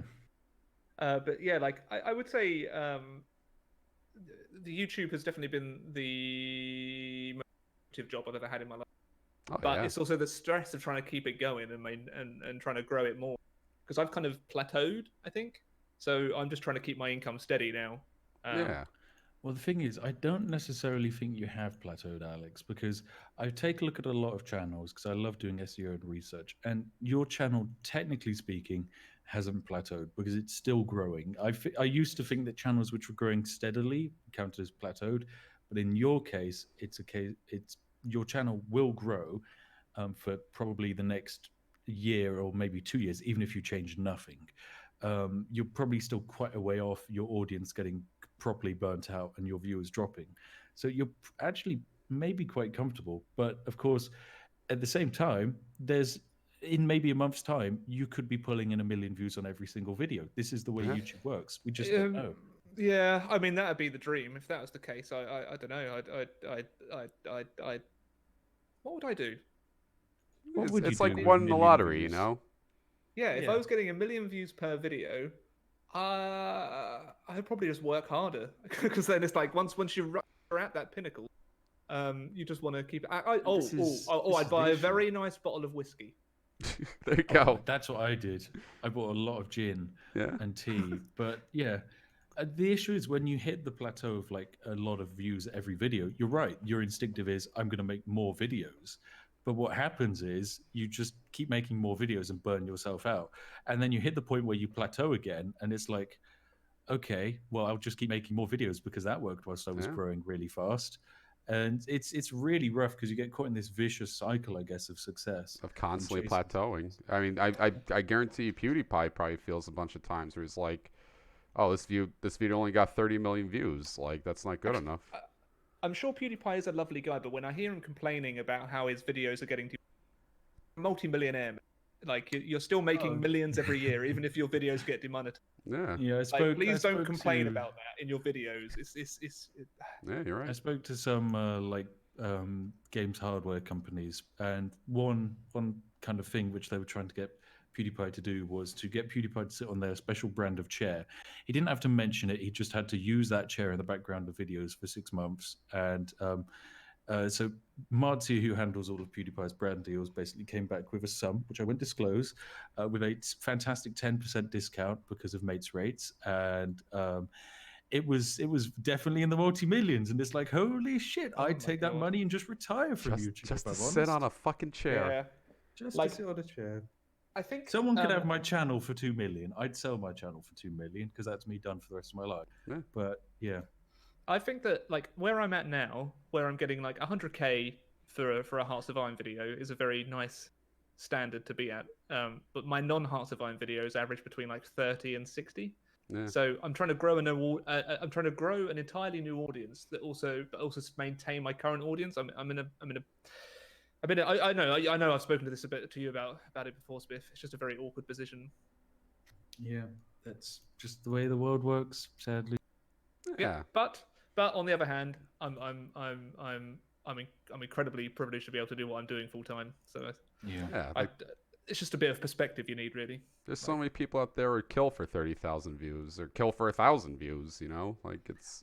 Well, that's the thing. Like when I was starting out on YouTube, like 1,000 views felt like unobtainable, and then it was like 10,000 views was crazy, and then 100,000 views. And now you just hit a point where the numbers keep getting bigger and bigger, and it's like, okay, so a good video is like 1 million after a month's time, a bad video is like 500,000 after a month's time, whatever, and it just keeps getting bigger and bigger and bigger, and you keep chasing more numbers. It's a terrible way of like looking at it, and so you have to train yourself to basically go, this is bad, but I shouldn't blame myself for it. I need to like research as to why this wasn't necessarily the best. And in my case, I used to research into like improving myself and bettering myself, and now I've just learned the best way to brute force views is just looking into why the SEO of a video failed, which is a horrible corporate way of doing it, but no, it's does analytics. Get the job done. Mm-hmm. So what do? Do you watch till the views start going down and then figure out what's going on in that area, or? Yeah, it's a bit complicated. It's all about like building up a big spreadsheet of all the metadata of a video, seeing which tags did well and which description formats did well and all of that stuff, and thumbnails and all of that. So for each video, I normally have about 4 thumbnails, and we'll play about with them until we get the perfect one and feed them to different groups and see how they react to it and so on. A/B testing. Yeah, sadly, YouTube doesn't have that system built in yet, but I can basically trial it on my audience via Discord and so on, and then use that. Yeah, I know this is all the complicated megacorp stuff behind YouTube, so I'm sure you love it. Still hooked and still ours. No, that stuff interests me a lot. Like, remember Baby Shark, that song? That's released by a company that literally does nothing but A/B testing. They have like 50 songs at any given time. They show it to a big audience and say, which one did you like better? Okay, this one. Which one do you like better? This one. And then they just narrow it down. And that's how Baby Shark came. They were just like, everyone loves this. So I know it's like the biggest channels on YouTube at the moment. All of the like Saturday Night Live shows and all of that. A lot of us, like, I know a lot of people accuse YouTube of deliberately promoting them, and to some extent, YouTube maybe do. I don't know, but for those big channels, what makes them so powerful is their SEO and branding teams behind the scenes are so good. Like, they are able to do A/B testing of every single thumbnail. And you can sit there as an audience member and say, I'm not influenced by thumbnails necessarily. For me, it's about the titles or my trust in the content creator. But actually, it's a lie. It's kind of in the same way that when you see a Coca-Cola advert, you don't feel that it influences you. But when you're making a split decision as a consumer, you will pick the thumbnail subconsciously, and your mind will have made that decision, which is the best for you. So these massive channels, even if you're not watching the Jimmy Fallon show highlights or whatever, you don't need to, because the bulk of YouTube's audience and consumers can easily be convinced to watch those content. And it's just a massive pool of an audience which can be tapped into with enough people working behind the scenes. I think if you got the Yogscast main channel, and you could completely make it into a corporate machine, hire like 2 SEO analysts, a couple more thumbnail guys, and a like testing group who you pay minimum wage, and you could easily turn the Yogscast into being maybe one of the top 100 channels on YouTube within a couple of months. Of course, that's never going to happen because that's not what the Yogscast stands for, but it would be exciting. Yeah, to see that exponential growth, and especially get the reap the benefits of it. I mean, we all stream Mondays. Every one of us does it, but we split that 7 ways, 6 ways. If that had an SEO behind it, driving the views up to fucking 14, 15,000 people, that's like doing Jingle Jam every day. It's a ton of money. That's genuinely how it is. It's absolutely crazy. A new Yogscast experiment. Oh, maybe. We should do that. We have to buy all of the shares from Lewis and Simon, and then that's me done. Actually, no, I'd probably, if I got the Yogscast shares, I'd just make 4th Floor completely separate and run away with 4th Floor and leave the Yogscast. Yeah, that too. The true financial move. I didn't want to bring up 4th Floor, but that is the number one moneymaker right now. Yes. What are you a thumbnail guy or a title guy, Alex? What attracts you if you had to see something split second? Hold on, let me look. Because I'll admit it, I'm a thumbnail guy. If I see a thumbnail and it's got a pog face on it with big text, I'll click on it because my brain just works like that. I think I'm both. Like, there are some channels that'll click on a video no matter what. Actually, can I talk about a channel? Yeah. It's a channel called Foresty Forest. He's just like a really down-to-earth Canadian guy that lives in his van. And he's got like slow cooking adventures while doing hikes and stuff. I don't know. It's just like really low-key content, but it's really well done. You should all watch it. Like he's just a fun person to watch. And the hikes that he goes on, the scenery that you see in his video is just using like a GoPro and a little drone. They're amazing. Yeah, and that's what gets you to watch. You like you can see the artist and see that their style appeals to you over time, so you're going to keep clicking on them. Yeah, I click more for personality than for I guess like content. Like if I like the person, then I'll usually like the video. Yeah, and I guess that's why SEO works, is because for every one of you who prefers it that way, you just become a piece of data. It says out of 100 viewers. I hope this doesn't interrupt the chat, but just wanted to show my support for this. Machine, you can't. Thank you. You can I be really the love you can be this the carbon YogBlog. opposite Hope to you a do Jimmy more. Fallon or Peppa Pig Child on YouTube, and it doesn't matter because your metadata is still absolutely perfect for being directed to someone else. And this channel looks absolutely amazing, really high quality videos, and once again, with a bit of SEO, with an SEO team behind it, this would be the top outdoors channel on YouTube easily. That's the only thing stopping it from being. Look at that thumbnail in the top right. Like, you can improve that thumbnail. Oh yeah. And that title. The problem that I have with my channel, I guess, is like people will always click on a Hearts of Iron video, so the click-through rate is always far higher early on than a non Hearts of Iron video. It's after like the first week or so that I'll start seeing the click-through on non-Hoi videos potentially go up, where YouTube pushes it to a newer audience. Yeah, and it's just getting that early engagement that I struggle with. When it comes to like YouTube, a lot of YouTubers, we say that our videos aren't getting pushed to the sub feed or whatever, and this exists. YouTube can say it doesn't exist, but the reason it exists, and it is a good feature, even though it's horrible and really mean and vicious, it exists on an algorithmic perspective of if a video's velocity isn't doing as well as a regular video on that channel, YouTube panics and it hides it because it doesn't want the audience member to leave the website. So if you have standard Alex the Rambler fan A and standard Alex the Rambler fan B, standard Alex the Rambler fan A only watches his Hearts of Iron 4 videos. And he enjoys them, and that's it. Standard Alex the Rambler fan B watches all of Alex's videos, and he likes them and he comments on them. Standard Alex the Rambler fan B is going to get shown the new content first, and will always get it appearing in a sub feed. And depending on how Alex the Rambler fan B responds to it, varies if Alex the Rambler fan A even gets shown that video. So if Alex the Rambler fan B doesn't comment on it, doesn't like it, and doesn't watch it all the way through, or with enough percentage of the overall video's watch time, and YouTube goes, something's wrong here, we'll feed it to a couple of extra people, see how they react. So it will show the video to a couple of Alex the Rambler fan A's who are probably only interested in Hoi 4, see it's not Hoi 4, and so scroll past the thumbnail. YouTube goes, okay, this isn't what his core audience wants to see, so we're just scrapping it on the shelf, and we'll filter it to people who are interested in this subcategory later. So if it's, say, a Mountain Blade Warband, it'll feed it to a couple of people in the Mountain Blade Warband community who have a crossover with Hoi 4. Or it'll feed it to the people in the Mountain Blade Warband community that it wants to move over to watching Hoi 4 or whatever.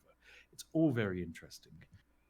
So what you're saying is, because I never even thought of that way, because Alex watches these videos and he enjoys them, there's some data metric tracking it saying, okay, this user watches this data all the way through. We're going to throw them into that user pile with the rest of them that watches it all the way through. And we're going to use that as a indicator. I don't even know how to say a litmus test for the other ones who would just click on it really quick and watch it for like 3 minutes. Yeah. Yeah, that's literally how it is. It's just a case of feeding through a bunch of good things which are similar to it. So let's say you watch Forestry Forest and you watch all of his channel. Well, if there's a viral video from a creator who does similar things or similar tags, YouTube goes, okay, we'll feed this through to the average view of Forestry Forest and see how they react. So it'll feed it through to a couple of Forestry Forest's more adventurous fans, and if it does well, then it shows it to all of Forestry Forest fans, and they all move across to this new channel as well. So that's kind of like how YouTube does organic channel growth, which is interesting. But yeah, it's all very strange. It's really neat. Sorry, this is probably very boring for most people. Apparently chat liked it. That's partly why I've started that second channel, is to just have a fresh algorithm for a fresh audience, see how I can, grow just with an entirely non-Hearts of Iron audience. Do you ever look at your own SEO, Alex? Yeah, I look at it all the time, especially like click-through rate and impressions and all that kind of stuff. I never did that. I never even think to do that, but my brain doesn't really work like that. The click-through rate on my yoga video was 12% so far, and it's had 16,000 impressions and like 4,000 views, which I think is pretty decent. Like, I think anything over 8% is above the YouTube average, which is good. Actually, wait, no, I think 8% is my average. I don't know the YouTube average. Yeah, it's interesting. I remember one thing which, like, people do make. Oh wait, are you checking the click-through rate?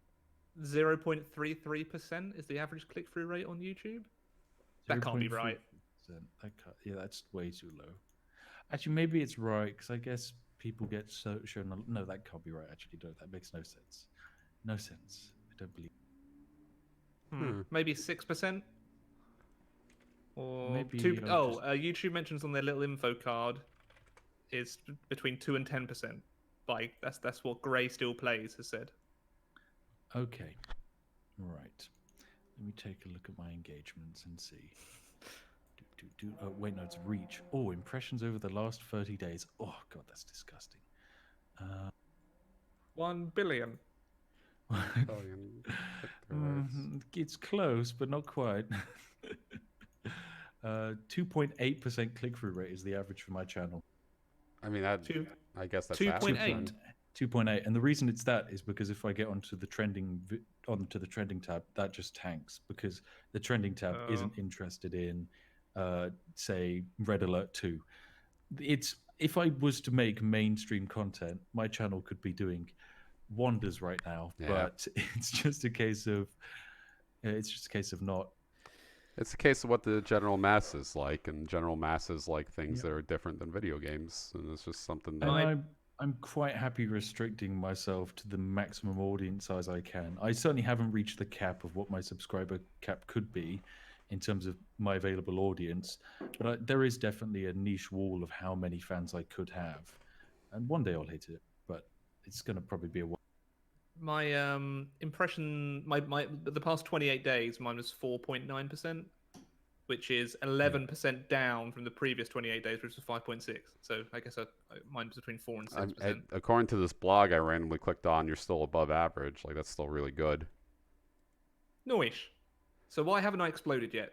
I think you have. That's the thing. So you technically have. This is the complicated thing. Even though to you, Alex, it might not look like your channel is exploding, but if you compare it to the average of YouTube, it's doing much better than most people. The thing is, YouTube is basically a website run by the top 1,000 or 2,000 channels, and everyone else is just in a crab bucket trying to get up to the top. Yep. And one crab a year, I guess, gets to escape the pile. And myself and Alex are lucky crabs because many years ago we did escape the pile. And so we're now at the point where we no longer have to fight in the pile. We now just fight amongst the masses, which is much easier. I think no matter what, quality still comes to the top, though, even with all this SEO stuff. The fact that both of you guys edit your channels and So when it comes to SEO, because SEO does actually tie into quality, you're right. In the first 5 seconds or 10 seconds of a video, I like to say 15 seconds, sometimes to be generous, you need to hook an audience member. If you're doing an intro, you have to basically make every video as if the person watching the video hasn't ever seen your channel before or doesn't know what you're doing or anything. They've just seen the title or the thumbnail and that's it. They might not even fully understand it. And you have to convince them to watch that entire video. Well, not necessarily watch the entire video, but at least watch the first 5 minutes. And if you can get them to watch the first 5 minutes, that's better than the YouTube average, so your video is going to get promoted more. Yeah, audio is important. And this is why some channels do really well and some channels do really bad. Because the YogScast, an incredible channel, which should be, feasibly, with the amount of watch time and views it's pulling in, should be one of the biggest channels on the platform. But it's not, because YouTube can't promote it to any new people. A new person who's never heard of the YogScast, never heard of TTT, clicks on a YogScast video because they're on trending all the time, and they sit down in the first 2 seconds and they have no idea what the hell's going on. You have Lewis Brindley, who introduces a bunch of people you've never heard of in a game mode you've never heard of. Lewis probably dies in the intro. There's a bunch of chaos, people shouting at each other, guns going off. You don't know what someone called innocent means or traitor or whatever. You don't need Gary's mod. And you just close it because it's like, what the fuck is going on? There's 9 voices talking over each other. The premise, the video title is probably like Duncan gets married to Tom. It's like, who the fuck is Duncan? Who the fuck is Tom? Why are they getting married? Yeah. And that will happen. That event will probably happen maybe 8 minutes into the video. That audience member's gone. Yeah. They've been confused because the title and the thumbnail which they've been led into the video on hasn't immediately been verified to them. So they think, right, I'm out of here. And that is fundamentally why, sadly, even though I love the YogScast main channel, I love its content, the Yogs audience can't ever grow. Yeah. And I know we as Yogs fans can be upset about this, and it's not an insult to the YogScast, because I've spoken to Lewis about this a lot. He's aware of this, but it's never going to change for the sole reason that it doesn't need to. The Yogs don't need to grow. The YogScast isn't about pulling in millions of views a month every month on YouTube. It's about making content for the audience which is already there, and most importantly, the jingle jam once a year, and that's it. And Spiff's not lying about that. That's not him sucking up to Lewis or anything. He has no reason to say that. That's literally Lewis's dream for the YogScast. Yeah, he tells it to everyone. Yeah, he has more money than he knows what he can do with. So that was his answer. I'm going to make a video game channel with my friends and do it how I want to do it. You can kind of see it even from the accounts, because the Yogs used to run in the red for like the last 2 years. It was in the red. It just wasn't making any money. And it was basically bankrolled by Lewis's savings, which is fine. And it wasn't much. Don't feel bad for him. He's fine. Yeah. He's hardly going to go bankrupt. And yeah, it is just effectively a community-run thing of mates playing video games and once a year doing lovely charity work, which is really, really good. Like, it is the best mental health thing any content creator can have. The fact that December rolls around, and sure, it's really anxiety inducing for us because we go on to stream with millions of people watching us or whatever. Oh, you get anxiety from that? Oh, 100%. Well, not normally, but like occasionally, like I'll say something on the Jingle Jam, whatever, and it will just sit with me, and it'll go. Don't worry, like easy peasy. But it's definitely an exciting time. It's a scary time, but it is a lovely time. What about you, Alex? Do you get anxiety ever? Yep. Yeah, even on like just for big channels. Sorry? Like when you're in a big stream on like a Jingle Jam, do you get anxiety? No, my anxiety tends to go away when I'm. It's almost like a switch will get turned on, and then I'm in like streamer mode or YouTuber mode. It's as soon as I go off camera is when I kind of retreat into myself and really struggle with stuff.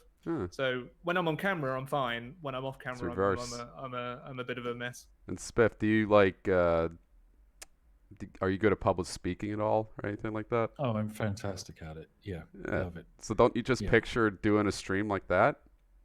I do picture doing a stream like that. The thing I'm anxious about is not the audience, it's the other content creators. I have a fair bit of like, I don't necessarily know if imposter syndrome is the correct term, but like when it comes to the Yogs, because I have been a massive fan for a very long time, it's very strange for me to go from being massive fan to hanging out with Lewis Brindley, making a jigsaw with him until 2 a.m. in the morning, because you just wake up the next day thinking, what the fuck is going on with my life? Yeah. Like, this is something I dreamed of. Well, I never even knew I wanted to dream of when I was like 10 years ago. And so it's do I even deserve to be here? Yeah, because I'm sat here and it's kind of like, do I deserve to be here? Because all of the YouTubers I love to once watch and still do watch now have smaller channels than me or smaller views per month than me. And it feels really strange because I'm sat there and I feel like the content they're making, I still love and I still value above my own. And yet my audience values myself above them by a long shot. So it feels really strange to work with these people.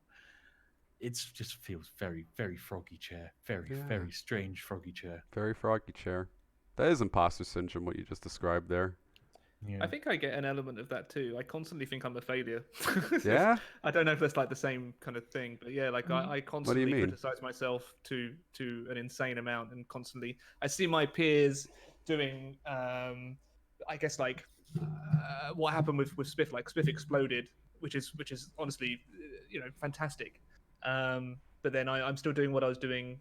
I guess the same thing I was doing 2 years ago. So, and I haven't really grown, or I'm seeing everyone go past me in terms of achievements, and I'm still like at the same level. So I constantly see myself as a failure, even though I kind of know I'm not. So we got an imposter syndrome and an inferiority syndrome.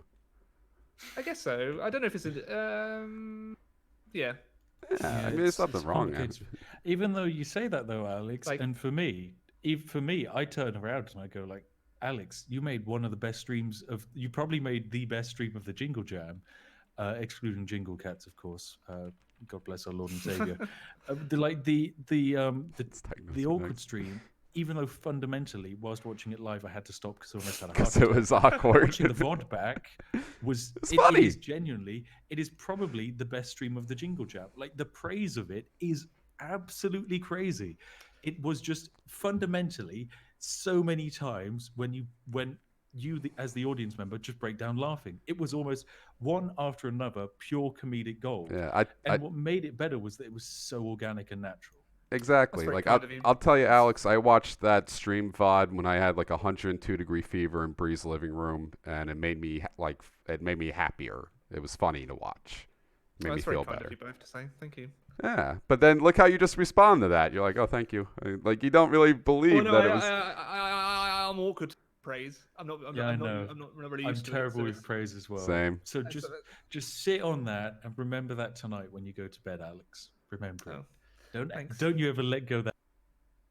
But yeah, I just like, or if I see a video not doing well as I thought it would, I see failure there. I don't know. It's just like a constant thing that I'm struggling with, which is something I need to talk to someone about, I guess. Yeah, this is not. I don't know. I don't want to make this a counseling stream, but we all go through that. I guess. I don't know if I've ever been anxious. I think a lot of my best content, I agree with you, comes from interacting with other people, and that doesn't really happen very often. So I just see myself as a very unpopular person in my mind. I think it just goes back to like being bullied constantly throughout school. Like, you kind of have that confidence of yourself like drummed out of you the whole time. So it takes a long time to kind of recover that self-confidence, and that's something that I still struggle with. This is like, I encounter a lot of people like this, especially, and there is almost a generation of YouTubers which were these people, because the stereotype and definitely the demographic was the people who played video games were those who were isolated from their peers, and so found friendship online. And so that's kind of what your generation of YouTubers is kind of like, Alex. And it's very strange because it's really, really quite common. Like, don't ever feel like you're the only YouTuber out there suffering with that really quite unfortunate upbringing. It's really terrifying how many YouTubers feel the same way, and there's nothing we can do about it. Yeah. I mean, like, for the longest time, my sister used to make fun of my voice all the time. She would say I had a stupid voice and no one liked it. And I grew up feeling like that. And I constantly get people telling me that I have like a great radio voice. And and all I can say is thank you, like really quick, because it gets into your psyche. You don't believe it, you know? Yep. 100%. It's just, I don't know. I don't really feel anxious a lot on streams. I'm really good at talking to people. I've always been like that. But I definitely feel the inferiority complex. Like, I'm looking at Rav's stream right now. Rav started streaming like 2 months after me, and he's got 10 times the viewers that I have, like even more than that usually. And but on the flip side, I'm happy for him. He worked his ass off to get there. He streams constantly, and he puts out a good product.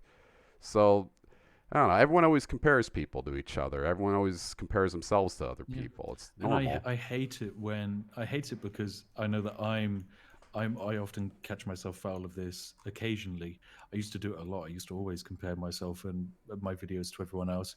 And then of course we've got Ashley now getting into streaming. And one of the things I said to her when she was starting out was, okay, look, these are all the things I did wrong, and one of the biggest mistakes I always made was comparing myself to others. So only ever do it in a positive way.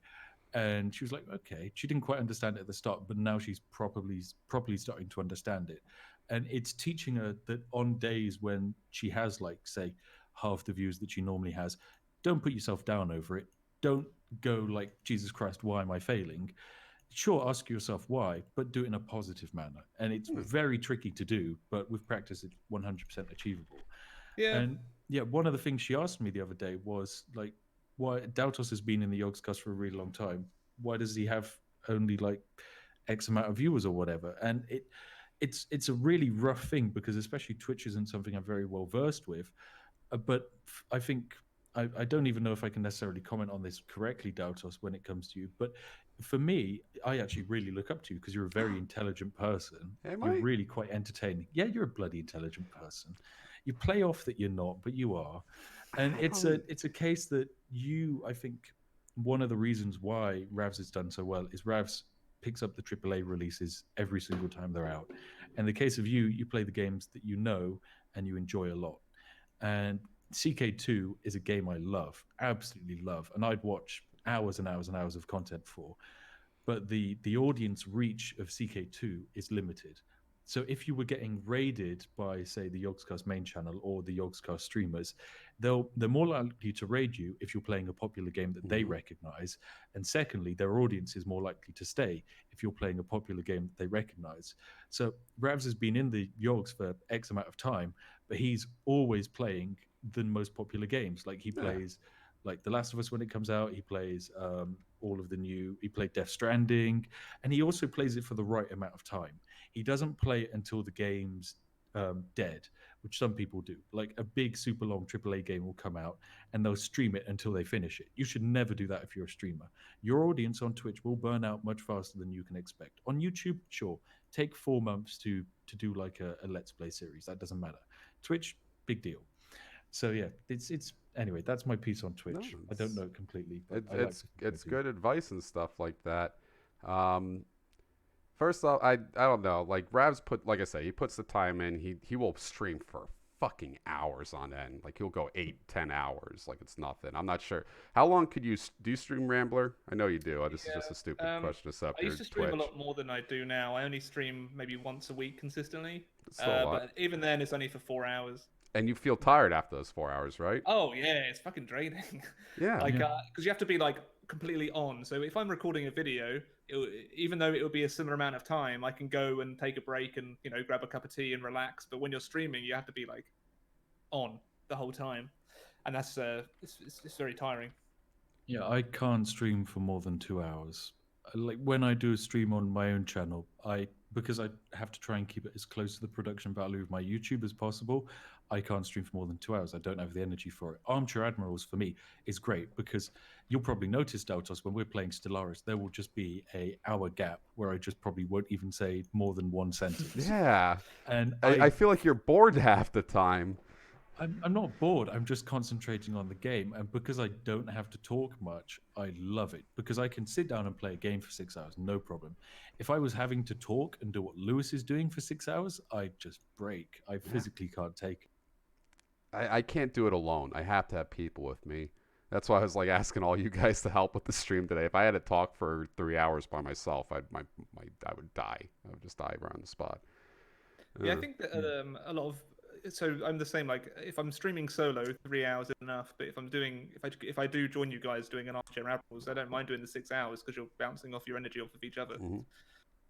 And you'll notice someone put in chat, which is very accurate, the fact that Daltos is a perfect host for these sort of things, which is absolutely incredible because like you know when to fill space, you bounce it back and forth between myself and Alex.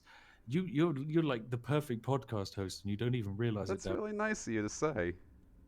I agree.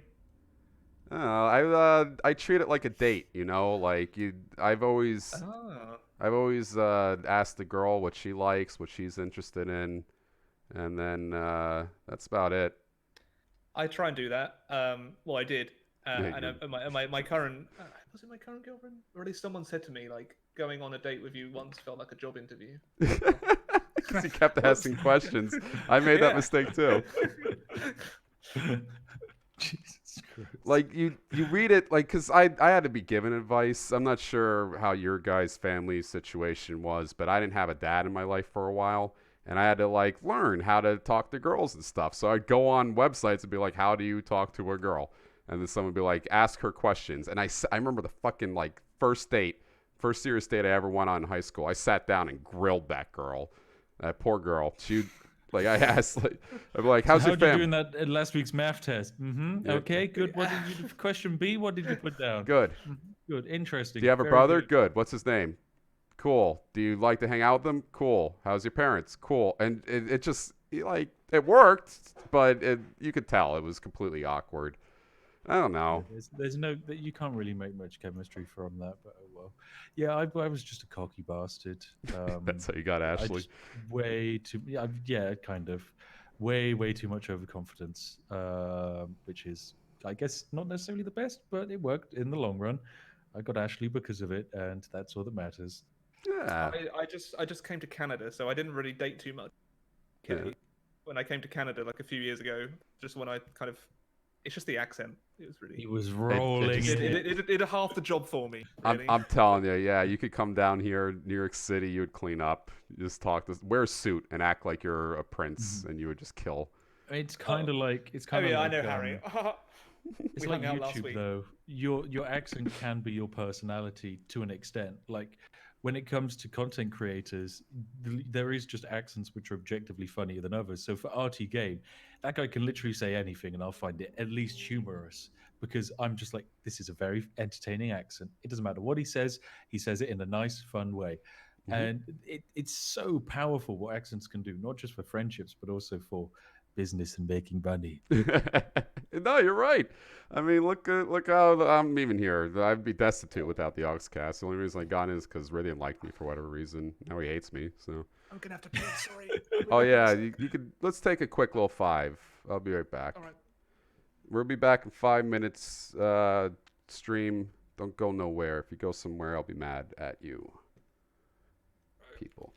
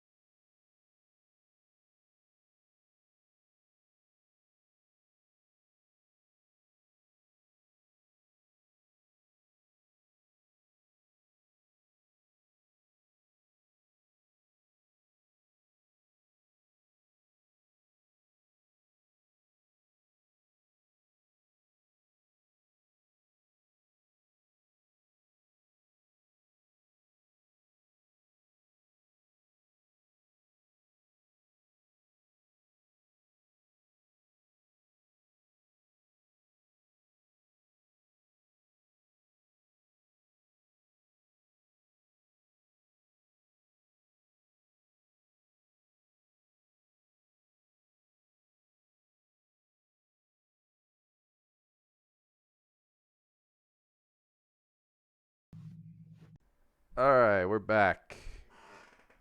The last hour of the YogBlog.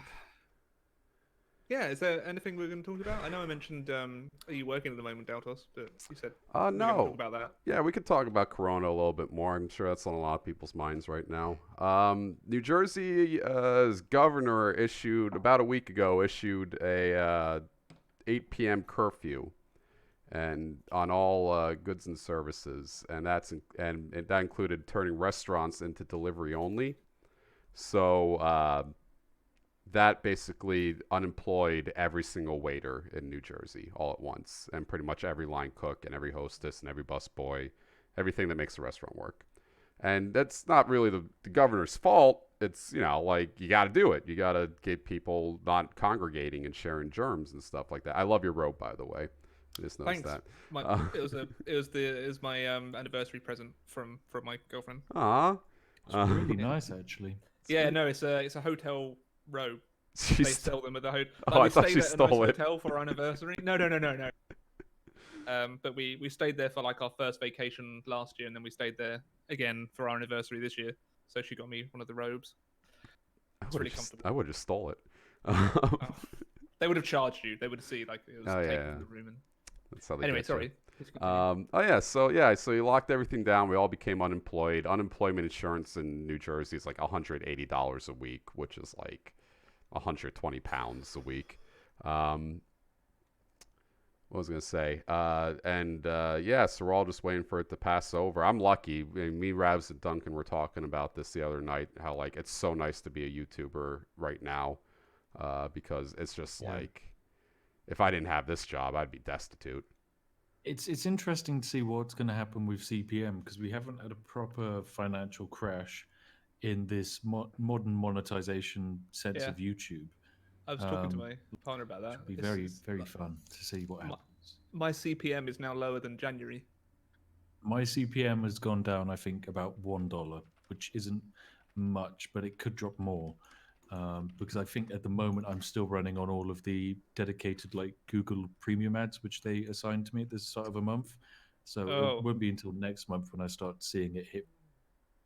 So what is CPM? Cost per mile? Cost per mile. So the amount of dollars you get per 1,000 monetized views. If a video has 3 million views, it doesn't have 3 million monetized playbacks. It probably has maybe 60% of that is the rough number I go off of. So the reason a view isn't monetized isn't necessarily because some smelly person decided to use ad block. It's probably because someone I know you've got it in your browser. Yeah, I was gonna say, let me just hide my ad block really quick. No, it's mostly because there wasn't an ad available for the person watching that video. So in the case of like, let's say you as a person, of course, you have your data. YouTube knows, Daltos, you love anime. They've already shown hentai, you all of the anime ads. They have all of the anime ads they have for that one day. And you've loved it, and you've watched all the ads, so you've spunked all of YouTube's ads. So it's not going to show you any more ads until a company buys more. So an example would be like my Mountain Blade video. It's had 39,000 views, but in monetized playbacks, it's had 16,000 monetized playbacks. Why is that? Because Spiff just explained it. Yeah. So I've actually after paying my editor and then like the Yogscast get a little chunk per. I've actually lost money on the video because like I'm paying an editor now to edit. So you do know you're entitled to a Yogscast editor. You do know that. You are? No, I'm not. You should be if in your contract. Oh yeah. If you speak to them, if you seriously speak to them, Lewis will give you one.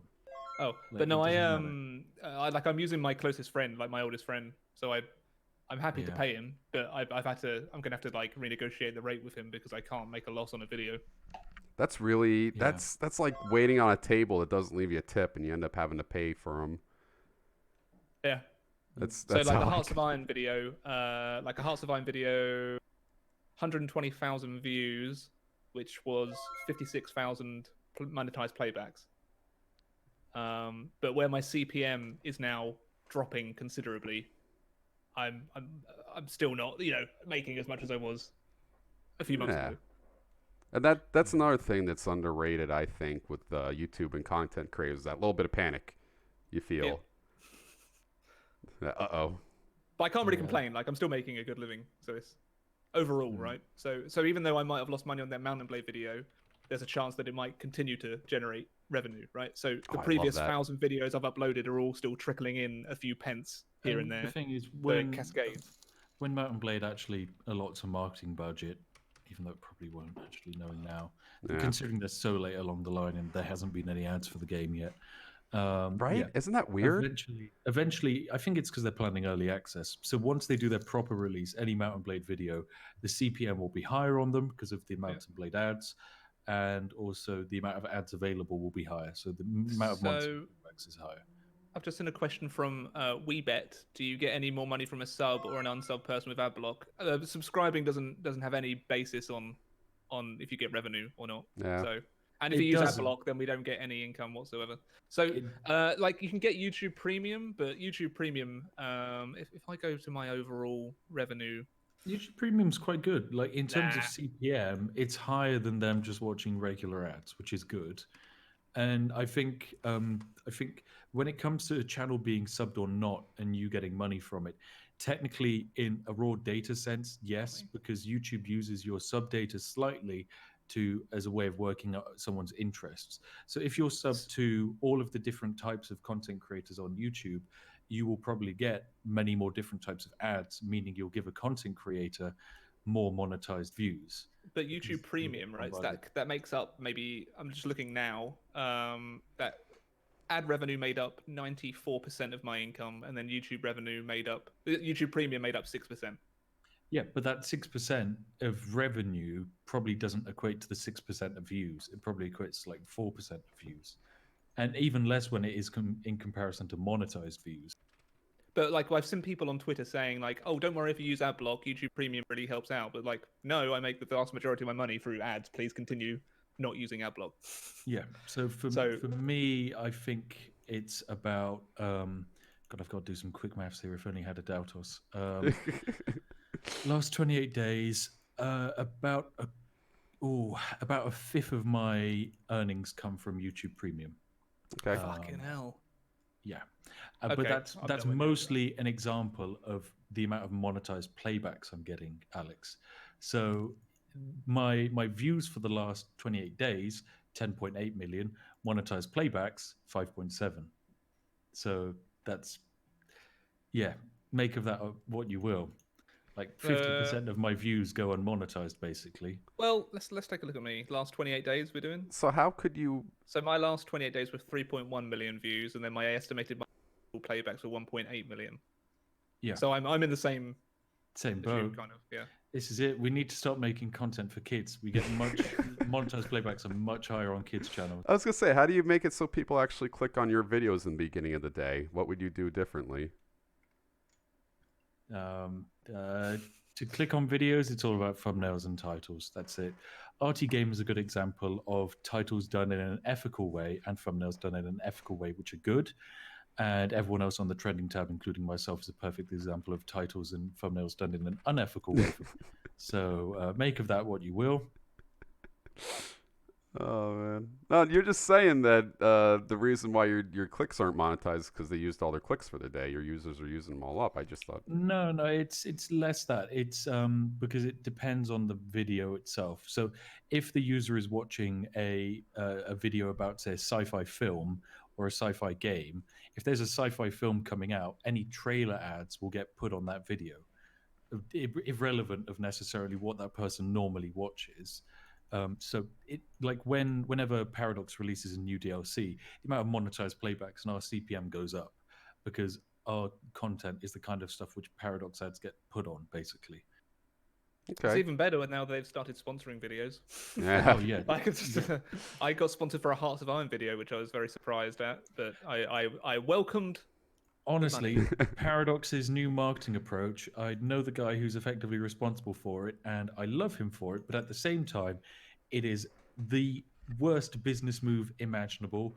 It's going from content creators are making content about your games for free, fantastic. So you use your marketing money to buy in content creators who don't make Hearts of Iron 4 content. Okay. Instead of doing that, Paradox use their marketing money to pay the content creators who are already going to make content like Alex, if you were paid to cover the new Hoi 4 DLC, you'd have covered that anyway. Yeah. Because you need it. Shut up for your channel. I wouldn't have. I definitely wouldn't have. Please sponsor more videos, Paradox. Just don't listen to this other guy. But the advantage for you, Alex, is the more you complain about wanting to not make Hoi 4 content, the more likely they are to actually sponsor you, because they're like, oh shit, Alex is probably one, if not the top Hoi 4 content creator at the moment. If he leaves, we've beansed it. So we keep giving him sponsored videos every once in a while so that he doesn't go bankrupt and he keeps making Hoi 4 videos. That's Paradox's kind of strategy with this one. I'm getting a phone call. I have to pick this up really quick. No, it's okay, Doubtos. But the thing is, the sponsored video that the video that they sponsored is my best performing video I've had in months. Especially like day one, in under 12 hours, it hit 100,000 views because I released it as soon as the embargo went down. It's because it was high velocity. That's what it is, Alex. Sweet high velocity.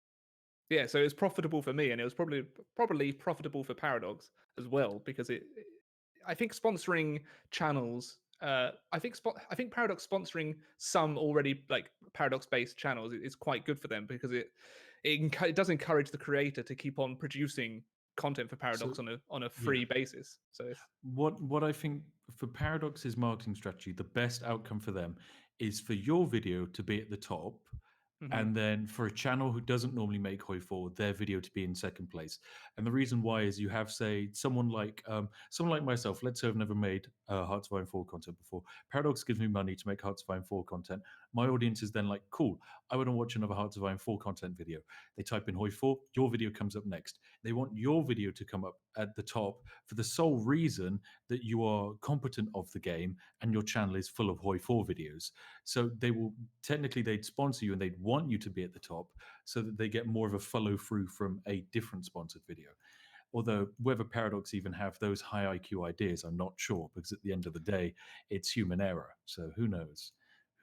Yeah, I don't think I'm the largest Hoi 4 content creator anymore. I think people like Feedback and Cohen have really like Bo's a bit complicated because I guess Bo is more Paradox in general, because Bo will play most Paradox games. But in the case of Feedback, he caters for a niche of Hoi 4. You're the only content creator for, I'd say, the broad audience of Hoi 4. You're the most open in terms of Hoi 4 audience. You're the least specialized, I guess, is another way of putting it. I guess so. Yeah, I just cover mods that I think are fun. Exactly. And at the end of the day, it's your personality is the main driving factor. Wherefore, say, Feedback and Bo, for Bo, it's his editing style and all of his friends. It's that kind of group of mates, funny moment style, which is very popular on YouTube. That's his style. And that's his niche. For Feedback, it's an ingenious creative use of game mechanics and meta builds. That's his niche. So you're the only one who has the broad range of Hoi 4 with me, rather than Hoi 4 with me plus all of this. Yeah, I guess so. I think Remy's done a very good job at branching out, because Remy was also just mainly doing Hoi, but now he's kind of does. Now he's Soviet Womble V2. Yeah, I guess. Yeah, he just saw an editing style which was doing really well, and he used it successfully. It's very good. I'm back. I'm sorry about that. Hi, Doubtos. It's okay. I'm probably going to actually head off now, and I do have a replacement if you want. I can summon Mango in. She's ready. Get Mango in. Okay, I'll summon her. We'll talk to her for a bit. Yeah, she's good fun. She's got some insightful things to say about, I don't know, ruining my kitchen and spending my Animal Crossing money, I guess. Oh, she messed up my window capture. Everything's fine, guys. I had to talk to my landlord. Or landlord. Hey. Gosh. What up, Ash? Hello. Can you hear us? Hello. Can she hear us? I'm good. How are you? Oh my god, the delay. Why is there a delay? No, stop watching on the stream and watch us on the Discord. Mute the stream. Don't respond to him from the stream, else there's going to be a massive delay. Where the fuck did Alex go? I lost him on the camera. No, I lost you on my camera. I can't hear anybody. Oh god. Right, I've got to go fix her audio setup once. Okay, bye-bye. It's okay, I can hold down the stream. So what's everyone's favorite thing to do in quarantine? What's everyone's favorite thing? Hang on. Oh, is Bree here? Bree did a raid, by the way. Sorry. Oh, Bree raided? I missed that. It was downstairs. Apparently, landlord is not happy about the person next door moving out without paying and me not paying right now. But them's the breaks of Corona. Sorry, lady. Oh. Alex, you've just gone terrible. You're all pixelated and stuff now. I think I have to kick... Don't kick me from the call. No, I'm going to kick Spiff from the call. Oh, okay. Bye, guys. Bye. Do you want me to turn my video on and off again? No, it's me. It's not you. There we go. Hi, Rez. There we go. We're working on it. How you doing, Ash? Oh, wait. I can't hear you again. What the You completely Change dropped region, out. it will get better. Oh. Change region? What does that mean? I don't. Oh, change the server? You're trying to... I don't know. Oh, no. I'm trying to... The way I do it, if you guys don't... I'm not even sure I can show that, is I just do a window capture or display capture on my third monitor, and I just sort of set it up. But this isn't working, so I'm just going to delete it. Sorry, Alex. You're coming back in a second. Damn it. I'm kind of disappointed that the apparently global stock markets surge after weeks of losses. The Dow has increased by 11.4%, its biggest daily gain since 1933. I was hoping it'd go down lower. One of my mates made 10 grand in a day by investing in Tesco. Really? How do you do that? Yeah, because of loot roll. That's smart. Tesco. Alex trying to make all of them. Yeah, I can see why they would do that. Oh, yeah. The fuck did I do with this? This has just ruined everything. What have you done? I don't know. Was it me? Am I too much for the stream? It's really not you. It's just the fact that your window on the Discord call pushed Alex to the left, and now he's tiny. Can I move myself? Make somehow? me bigger. I don't know. Enlarge me. I know you can do it. Oh, yeah, that's actually not a bad idea. Hang on. We're going to enlarge you. Make me bigger, Doubters. Make me bigger, Daddy. So, Ashley, you just started streaming recently. Yeah. How's that going for you? Good. I fucking love it.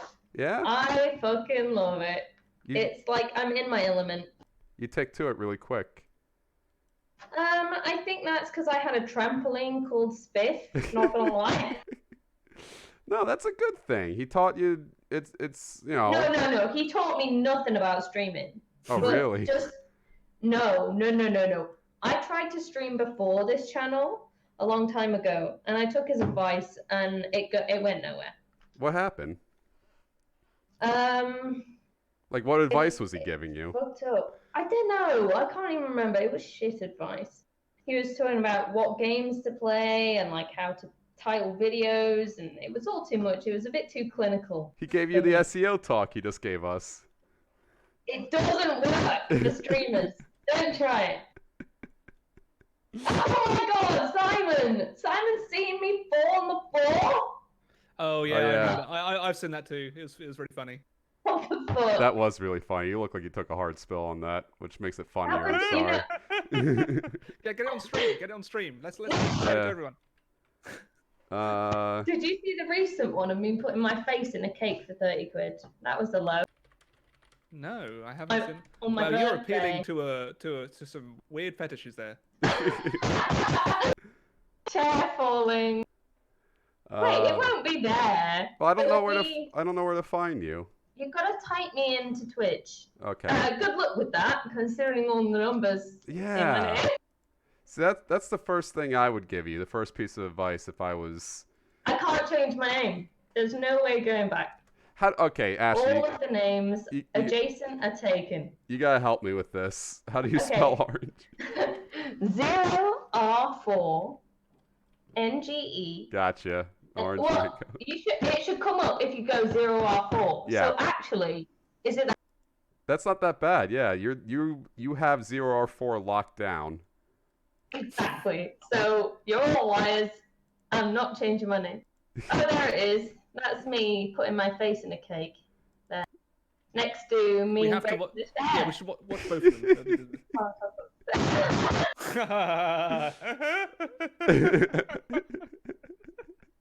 You just disappear off the screen. It's the sound that makes it. You're missing a whole element here. All right, hang on. I'll do the sound. Hang on. Oh my god.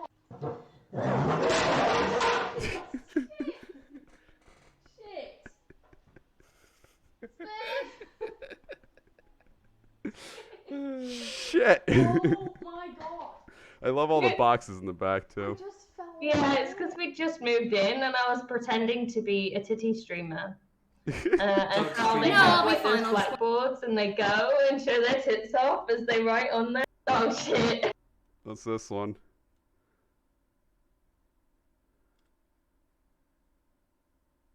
Oh, this is, if you're about to do what I think you're about to do. Isn't that so much fun? Oh my god, it was. We had, I want to tell you right off the bat, I really hope you don't use that mic for streaming. That's one of the worst mics I've ever heard, Ashley. Second, yes.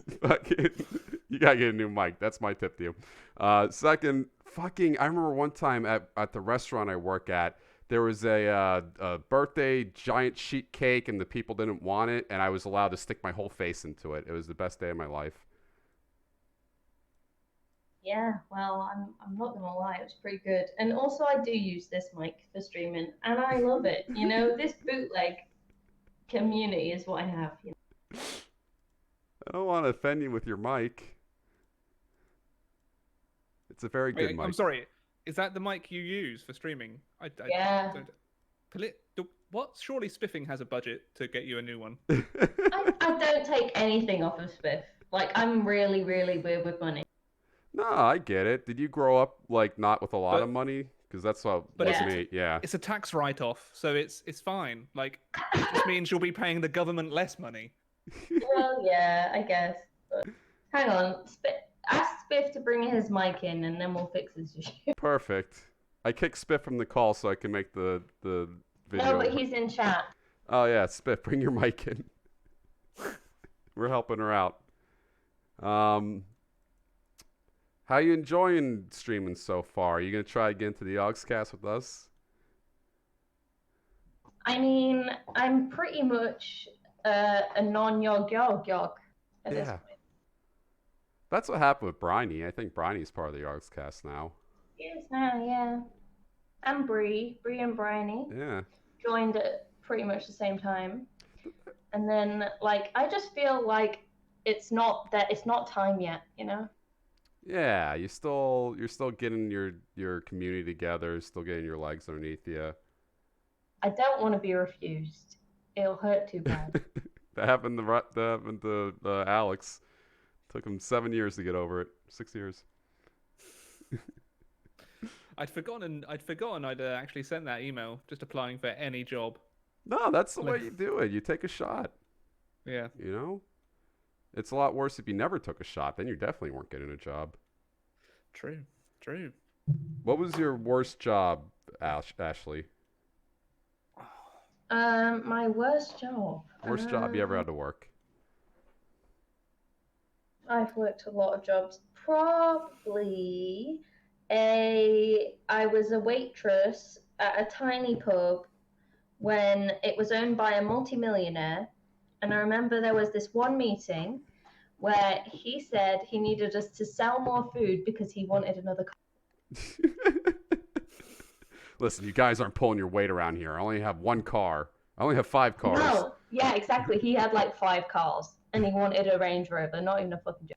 That's what the restaurant owner I work for drives. He has a fucking, like, one of those boxy Range Rovers. I love the guy, but it's just like the restaurant owner car. What about you, Alex? I don't know. I've worked loads and loads of retail jobs since I was like 15, 16, and I hated all of them. One job I had was driving around people on Segways doing like a history tour around a castle, like a castle ground. That sounds awesome. And it sounds awesome. The reality is you have to repeat the same repetitive nonsense or historical facts. Oh, yeah. Like 6 times a day, while also making sure idiots like the British public don't fall off the Segway and like break a bone. Oh my God. It's horrible. It was horrible, and the amount of idiots that you would get, or the people that would ignore the safety advice and then like fall off and be like, "Ow!" It's like, well, fuck you. You're ignoring what I'm telling you to do. You're on a dangerous Segway, sir. Yeah. Like, and I did that for 2 summers. I remember I needed to have my tonsils removed so I couldn't actually work for a couple of weeks. And my boss, so my mum had to like go and like give him the doctor's note because I wasn't allowed to leave the house. And he told my mum that he was almost ready to fire me for taking time off to have surgery. See, that's capitalism. I love capitalism. Yeah. So, yeah. Is this a better mic? Yeah, that's a way better mic. Did you steal Spiff's? Yeah. Keep it. So that's probably one of the worst. One of the best jobs I've ever had, but it's also one of the most stressful jobs was teaching archery at that summer camp to like kids with like ADHD, ODD, Asperger's, autism. It's an incredibly rewarding job, but I wouldn't want to do it for like too long. It's just so mentally draining because you've got like 30 kids there. Yeah. You gotta balance all of them. Oh, you froze. That's not good. In the Ontarian summer, which is like always mid-30s with tons of humidity, so it was kind of grim. Yeah. So like no, it's too much info. I can't really talk there. Okay. Okay. Well, you know this, Daltos. Like my bowels during I have never worked with kids before, so my bowels were the amount of stress I was having was like my bowels would be loose the entire time the kids were there. As soon as they would leave, it would go back to normal. Yeah. That's crazy. Yeah. That's one of those things that kids, you don't get it growing up, but once you're older, everyone has bowel problems. Every single person I talk to is like, "Oh, you got ulcerative colitis? I got that too." And I shit in a bag every day. I throw it out behind my porch. Actually, it's like it is nice in Ontario, Katie, but your summer. So I'd be working out in the heat for all day, just on an archery field where there was no shade. So it was very, very hot. Yeah. And I'm English, so I'm not used to the heat. You're just you're weltering like an English flower.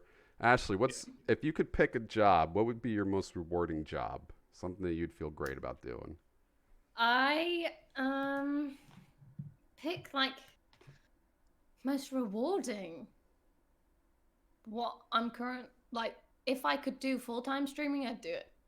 Yeah. Because I find that if that was a job for me, a full-time job, that I love satisfied. it. I love what I do in the moment. So there you go. I don't know. I'm happy. Yeah, that's good. You gotta do what you love, then money will come, is what people say. And it's rewarding because, like, especially in times like this, when like there's people who are going insane. Yep. You need something, you know. And you could differentiate. Like, you're stuck at home, but you can also work, and you can also treat video games as a way to pass time. Like, exactly. Whoa, this ant just crawled on me. It's like the world's fastest ant. It's just flying all over my hand, trying not to get squished. You get to live. My God. A spider jumped on me in the bath the other day. Oh, fuck that. Oh my God. I have horrible arachnophobia. I can't deal with spiders at all. It jumped from the ceiling, all the way from the ceiling. You had one of them ceiling spiders. Alex is turned on by ceiling spiders. No, it's the fucking robe he was wearing. Why'd you choose that robe right now? I don't know. I like to walk around in. Just wanted to overheat real quick. Yeah. Oh man. I could actually take more off and you wouldn't see, right? Because it would just be me. Yeah, you could go pants down. You're perfectly fine. Ashley's good for everything. I could be completely naked. Yeah. You that can't penis even tell. On Alex's shirt. No, it's oversimplified. He makes his history videos. They're very good. Oh, that looks like a penis, but I know who you're talking about. Yeah. Hey, I go to sleep to that content. Oversimplified? Yeah, because history sends me to Hey. sleep. Not in a bad way. I like it, but I just can't. I remember when I was like probably in school when I was 15 years old, being taught about World War II, and someone in the class didn't know who Winston Churchill was, and I just died inside. Aw. Like how you're British, and you've got to your mid-teens, and you don't know who Winston Churchill is. When we've been taught about World War II on and off since we were young. It's like... I used to be a history teacher, and the questions kids would ask would get really depressing. One of me asked if the Holocaust ever happened. Oh my god. Yeah. Look, I apologize to the both of you because, Alex, I was that child. Who the fuck's Winston Churchill? Listen, the only historical date I know is 1066 is the Battle of Hastings. And do you know why? 0800 00 1066. Oh no, that's for like car insurance. Yeah. Do you know who was in the Battle of Hastings, at least? Nope, no clue. No idea. That's fine, though. That's one of those dates, you know? Like, to us, that's, 1066, Battle of Hastings. No William the Conqueror, Yeah, Harold Hardrada and all that stuff. But to other people... No. It wasn't Hardrada. It was Goodwinson. See, there you go. You just fucking schooled me. Yeah, you punked me on that one. Wasn't Harold Hardrada the one that led the... Oh, no. It was Let's the look. Battle of Stirling Bridge or something like the. That's who I'm thinking of. The Viking got poked in the groin to win the battle. Yeah. What was your best? What was your best subject in school, Ashley? Guess. Film. Math. Media studies. Math. Are we to what level are we talking? Definitely not math. When you graduated, grade 13, year 13. So A level. Yeah. Owls. When you're taking your owls. I got 2 A's and a B, so you can choose. Well, it's definitely not history. We can axe that. Science. No. No. The one other ones are there. Science, history, English, and math, right? I did photography. That doesn't count. What do you fucking mean, It's... boy? That is the hardest subject to get an A in. There is no right or wrong. And there's only one person in the class who gets an A. You can fuck right off. It was you, apparently. And it was me. It was me. It wasn't a subject, though. I'm just saying that's not one of the core subjects. I didn't do any core subjects. You skip math and science and history and all that? You don't have to do it after you do GCSEs. Yeah? You don't have to do it. When does the GCSEs happen? Your guys, I'm not joking. Your whole education system's like Harry Potter. When I was in school, it was when you were 15 and 16 you did your GCSEs, but I know schools now start doing them when you're 13, 14. No. That's a little young, right, to be deciding. Because after people do them early. After your GCSEs, you guys can take whatever you want, right? Yeah. Okay. Yeah. So what was your best at GCSEs then? None of the above. It was drama. I love drama. I was in theater arts. I got an A star, and that was my 3rd A level. There you go. I don't know. The whole theater arts taught me a lot of how to talk to people and how to interact. I was great at memorizing. I really contribute theater arts to that. It's a good subject to learn. What about you, Alex? What was your number 1? History. Yeah, what was your number 2? I think I could have guessed history. I'm gonna guess that it was something to do with politics. If you didn't do politics. Oh, my glasses. Thank you. I did do politics, actually. Yeah. Yes. Look at me. I also did classical civilization. Yeah. I've actually. Thank you, Kelly. Thanks. Kelly's his maid. Yeah, she's my maid. Yes. I was a tea slave earlier. Didn't even make myself a cup. I know. I feel like that's a very English thing, is to make tea for others, not for yourself. Yeah, so my... I also did business, a BTEC in business, which I got a distinction in. It was really easy to get a distinction because I worked out... So you had 6 modules to do. 5 of them... one of them was worth double. And if you got a distinction in that module and a merit in the other 5, you get a distinction overall. So I just balls my way to getting a distinction without really doing the work for one. Work smarter, not harder. Exactly. That's my attitude to life. Exactly. Exactly. That's why I skipped having to be a YouTube star. I just sucked up to people. That's how you do it. You make friends with the top. What about you, Deltos? What are yours? I think you can guess number 1.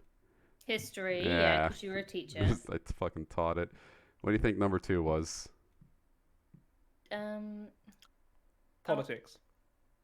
Now, mind you, we don't I have don't think you did politics. Yeah, we don't have the same free reign as you guys. We had to do like you do science, math, history, English. Was it geography?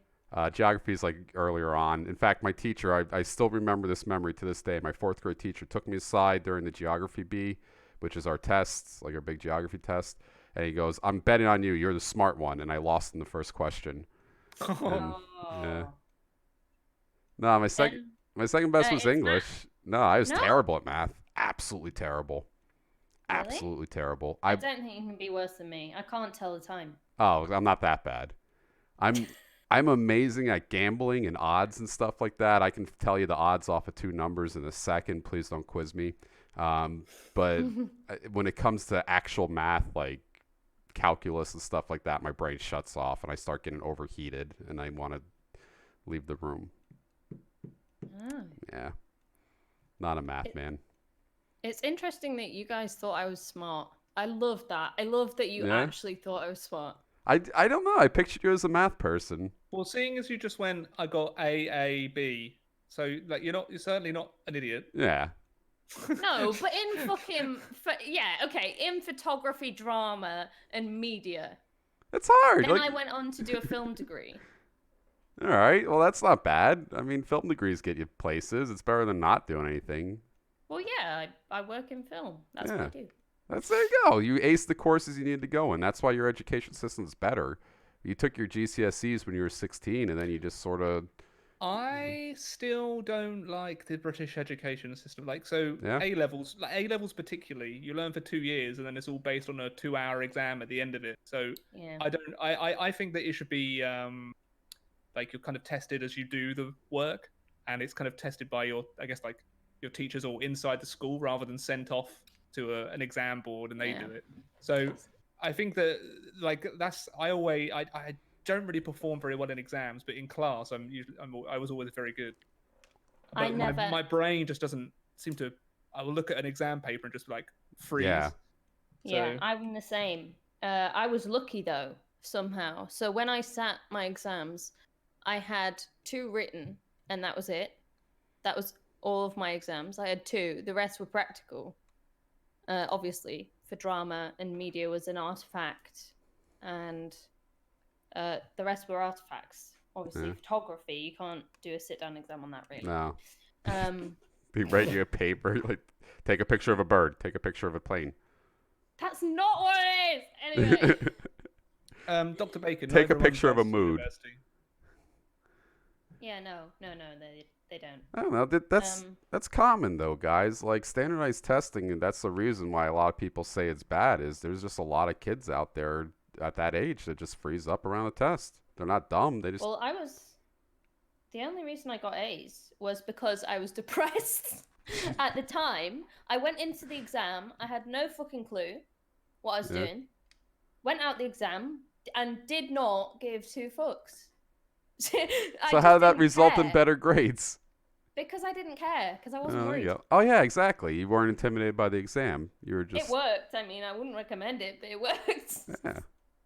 Oh, no, that's literally a thing. It just de-stress is to just stop caring. That helped me with a lot of stuff. We call it you guys ever hear of the monkey sphere? You know what that is? So the researchers were figuring out that monkey brains that they were dissecting from the Congo, the tribes that the monkeys lived in was about as big as their brain size, relative to their brain size. And relative to a monkey's brain, about 50 monkeys is the size of a tribe. It's who they interact with and view as part of them, part of their species. I don't even know, part of their society, right? And that applies to humans too. Like, to us, people in your monkey sphere is pretty limited. It's, like for you, Ashley, it's Spiff, your mom, your dad, your brothers or sisters, if you have any, your friends, and people you work with and know. And for you, Alex, it's Kelly, it's, same thing, friends, family, all that stuff. But you don't really view the mailman as a person or the garbage man. Not like they're beneath you, but more of like they don't register as someone who thinks, lives, and breathes and goes on with their life from day to day. So that's why, like, if a plane goes down and kills 100 people out in Japan, that's a lot less impactful for your psyche than if your dog died or if your mom died or something like that. Even though more people died, you care more about your mom or your people who are close to you, right?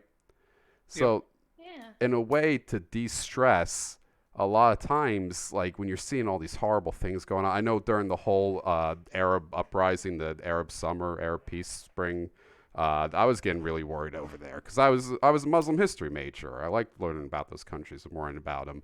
But after a while, your worrying can't do anything. You know, it's just worrying. It's just building you up and making you more anxious. So just stop caring helps a lot in those instances. And it helped you with your testing, you know? It's all in the brain. All in the brain. Just put it out of your monkey sphere. Dunbar's number. There you go. That's another way to put it. Alex, what are you doing? I can see you're typing or looking at something. I think he's flicking something. A cute dog on Reddit. Can you link the dog? Are we that boring? Oh. No, I went on a tangent there. That happens. No. Don't take it personally. I get so if I'm I'll link the picture. It's a very cute dog. You get distracted too. Okay, link it. I'm interested. Where'd you put it? Oh, you put it down here. Oh my god, that's so good. Oh. You forgot why he came in. Sorry for my slow computer loading here, guys. I think it's hanging up. I can literally look at dog pictures all day and cute animal pictures. Oh no, I completely froze up on my browser. Oh, rip. Oh. We just went downhill quick. No, there we go. Okay. Play. Oh, you forgot why he came in. Look at him. Literally reading the title. There's a great webcomic like that. Like, the closer you are to a cat, the more inane your comments become. And it's just like a person being next to a cat yelling at you're a cat. Oh man, my mom came over today with supplies for the whole coronavirus thing, and she brought my 3 dogs so I could pet them and all that stuff. It was really nice. Yeah, had a good time. Good time today. Do you guys have any pets? No. I kind of have a pet. She lives with my mum because she got bullied here. So it's my cat, Barry. The female cat, Barry. Sure. I would like to get a dog. Yeah? What dog would you get? In an ideal world, I'd get a Labrador, call it Dave, just for the sheer reason that when I'm out and about and Dave needs to take a dump, I can just shout out in the street, "Oi, Dave! Oi, Stop Dave. shitting on the floor!" Dave. And then everyone, and then people will be like, "What the fuck?" I love labs. Yeah. Nobody does that in real life, you know. I don't know. I can see Alex is doing that. Anything's within the possibility of a YouTuber. We don't really have social construction around us. That's true. I like Labradors. I want a dog called Dave. And Ashley, you got a cat named Barry. How did that happen? Female cat named Barry. My at the time, she's pretty old now. She's an old cat. She was named by my little cousin. Who thought that Barry was the girl's name, and then. It is. Okay. I found a Happy Birthday Barry cat song video that I'm watching now. Oh my god. Barry. What? Barry. The hell? So do you and Spiff have more pets over there? No. Oh. I thought your cat was getting bullied. No, my cat was getting bullied, yeah. So we had to, she lives with my mum now in the north. Where she's happy and she can roam freely. Aww. The north. In the north. the free land of the north. The north is nicer than the south. Who sounds more northern, me or Booth? Oh, Booth by a mile. Who is more northern, me or Booth? You, I'm guessing now. Well, now you said that, it would probably be you, right? Yeah, it is me. Where are you from? It's weird. Lancashire. Lancashire. I don't know how to spell that. Is that Lancastershire? Lancashire. There we go. Yeah. All right. So, you're right above Liverpool. Oh, well, Booth's from Blackpool, so you're in the same... Yeah, I know. Yeah. But I'm up above Booth, way above. So if you go all the way along... But I'm by Lancaster. Oh, you're over well, here. That's not that much further. That's like 10 miles. Are you joking? That's a lot. No, that's not a lot. Okay, yeah, let's see how long it takes to drive. From Blackpool to... Yeah. So that's an hour more north she is. And the closer you get to that whole Hadrian's Wall... It's 41 minutes on the M55 and M6. Is that during traffic? You need to look it up during traffic? I had friends from Manchester. That's how I learned about the whole northern accent and how that's different. God. Oh, Booth lives in Blackpool. Yeah, she's not from Blackpool. Oh, she's from North Yorkshire. Oh, yeah. So that'd be further up than Lancaster. Ooh, is it? But how are you gonna twist this one? I'm from Scotland. Ah, there you go. It's even more north. We're in Scotland. If you go to the west coast, I have to think about this. And if you look at the tiny islands, no, go back down to Glasgow. What's the place name? Towards Glasgow. Bute, B-U-T-E. You're from Butt. Bute. Mount Butt. Oh wow, you're on from a tiny island. Yeah. That's pretty cool. I never pictures anyone living on those islands when I play CK2 and stuff like that. They're just sort of unoccupied. Oh, that does look like a nice island. That you're ready to kill. Yeah. Oh, I would move there. English people, that's gorgeous. English people love desolate islands. That's like right up your alley. Yeah, I love it. Yeah. There's not even a road to travel down. The fucking bus stopped right here because they're like, look at this too many potholes. Give me a one-way ticket and I'll be on my way. Where would you live, Ashley? Where would you live if you could live anywhere? I don't know. In a house? I have no preference. You never been there. I've never been there, but I'd like to live in islands. Oh, you cut out there. Where do you want to live? I'd like to give the Highlands of Scotland a try. Really? Oh, they're so beautiful. I'm not gonna lie. It's something that's really I do miss the seaside. I'd say that. I'd like to live next to the sea. Yeah. I've always pictured myself as an old shanty sea captain, the salty one, walking the docks and stuff like that. I'm also terrified of the ocean, so I'm not sure how that's going to work out. Have you guys ever been to Vancouver? No, I've always wanted to be. No. It's apparently super expensive. Yes, it is. Yeah. I was paying, and I got a cheap. No. When I was living not in downtown Vancouver, but the city of Vancouver, I was paying 1,800 Canadian a month for a 450 square feet apartment. I'm not reacting to you, but I just dropped myself off on this Google Maps. I ended up inside a building. I'm not even sure how that happened. Wait, you're in a pet shop? I've been there. I'm in a museum. You've been here? Yeah, I've been to the museum. Yeah, that's the Museum of Vancouver.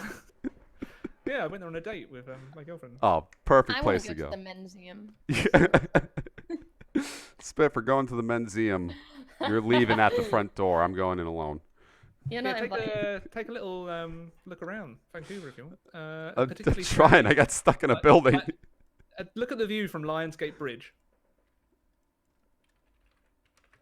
Just zoom out.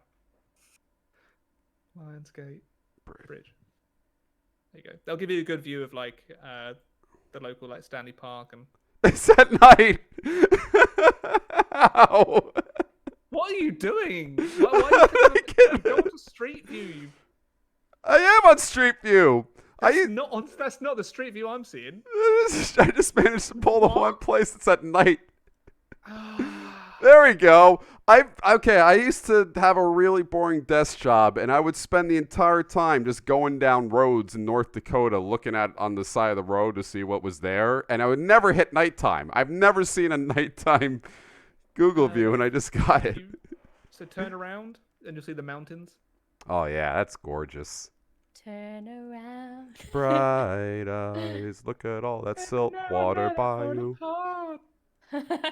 But that's North Vancouver. That's not actually Vancouver. So if you turn around, turn around, South Vancouver. Look at that, Doc.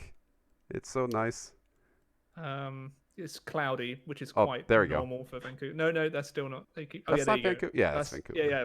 That's Stanley Park, and then that's downtown Vancouver. That's just beautiful. I love all of Cascadia and Canada, area like that. But yeah, they film everything here. They really do. Superwoman's filmed here. Like all of the DC stuff is filmed in Vancouver. Yeah. Well, it's partially. The Man in High Castle. Do you want to know? Do you want to know a secret? Yes. Tell us the film Almost secret. Every American film has 10% of its film actually filmed in the UK. Why? In a studio because they get it tax free. Ah, that's how they get you. That's how Vancouver's doing it for a while too. They still get loads of tax breaks. Yeah. That was a big thing. Do you ever watch Red Letter Media, Ashley? No. They have like a best of the worst thing they do. It's just a bunch of guys talking about movies and stuff. And there's a bunch of videos they watch that are just terrible, but they're always shot in Canada. And you're like, why? Because why is it always in Canada? Well, Canada gives them all breaks. They all have insane tax breaks to shoot up there. And the same thing goes with Atlanta, Georgia. Atlanta, Georgia is like the place to film outside of Hollywood in America because of the tax breaks. One of Vancouver's nicknames is like the Hollywood of the North. Yeah, it really is. And like you said, DC shot everything there. I know the Joker was there. I know Dark Knight Rises was filmed here. They're not, though. They're not. All of Warner Brothers projects and most of the studios. Wonder Woman was shot in partially in England studios. Yeah. I was referring to the TV series more so than the films. Oh yeah, of course, yeah. Stuff like Deadpool was filmed here. Riverdale, if you're into this Riverdale, that teenage. I'm into teenage angst. Teenage porn. Well, I don't know. It's teenage porn. It's a bunch of 20-year-olds pretending that they're teenagers. They're in their teenage years, always in their underwear and like topless. Yeah. I'm not sure where you guys went to school, but I know for a fact no one wanted to be in their underwear around other people growing up. I always wanted to be in my underwear. I don't know what you mean. Ashley, why are you stripping in the middle of GCSEs again? Damn it, this is an A. Oh no, there was actually this one time I lost my skirt. Okay. Explain. It got trapped in the bus door, and nobody told me, and I just kept walking because it just came off. It ripped. It unbuttoned itself, and then like one of the teachers came up to me like, "Quickly!" and they got their blazer, and they were just like, "Oh my god!" Like you're walking into school, and they're like, "Holy fuck!" I had tights on, but still. Still, yeah. Yeah. There was also a time when I flashed the entirety of my year by accident. By accident? Yeah, basically, you know those like parks with the swing things that you shouldn't go on when you're anywhere near past the age of 7? Yeah. Well, when I was 16, I went on one. And I tied my jumper around it so that I wouldn't flash anyone, right? Right. But then when I tried to get off, I was strapped. Because you're stuck in the swing. We've all been there. We just didn't wear a skirt during it. Exactly. Nice face, Alex. No, one time I played strip poker at the Shore House for prom weekend. It was a bunch of us, and I was too drunk to realize all the girls had like 20 layers of clothing on, and I had like my bathing suit, so everyone got to see my dick. If it's based on how you played at the Jingle Jam, then yeah, I can see why you'd get naked. Boom! Zing! Oh, you got knocked out by Pet too, bitch. Fuck. Yours is really bad. Honestly, I was so angry, wasn't I? I was so angry. I stayed all the way to the end to watch that in the office. Yeah. I stayed at the office cam. Mm-hmm. I watched the entire time. I was rooting for you, Alex, and you fucking let me down. You got straight flushed. I thought he was going to win, and then the next thing I know, I'm on my knees and it's sadness. We were actually hugging out in the me and Sydney hugged each other when the 2 9 of diamonds touched. We were watching. I lost a massive pot in that fucking 2 9 of diamonds to boot. Because it's 3 of a kind, not really. Oh man, I'm giving myself flashbacks now. I shouldn't be talking about this. That's right. That's right. And then all of the pet emotes. You're smug. Oh. Oh. I love how mad Ped got you. That made me like Ped even more. No offense to you. It was love you both. But I was going all in on those hands because I wanted to go. I wanted us all to leave. Yeah. Like it was 1 a.m. He even said that. Chad, if you don't realize, Alex literally said, all right, we got to get out of here or we got to be done with this, and started just shoving, which is why that happened the way it did.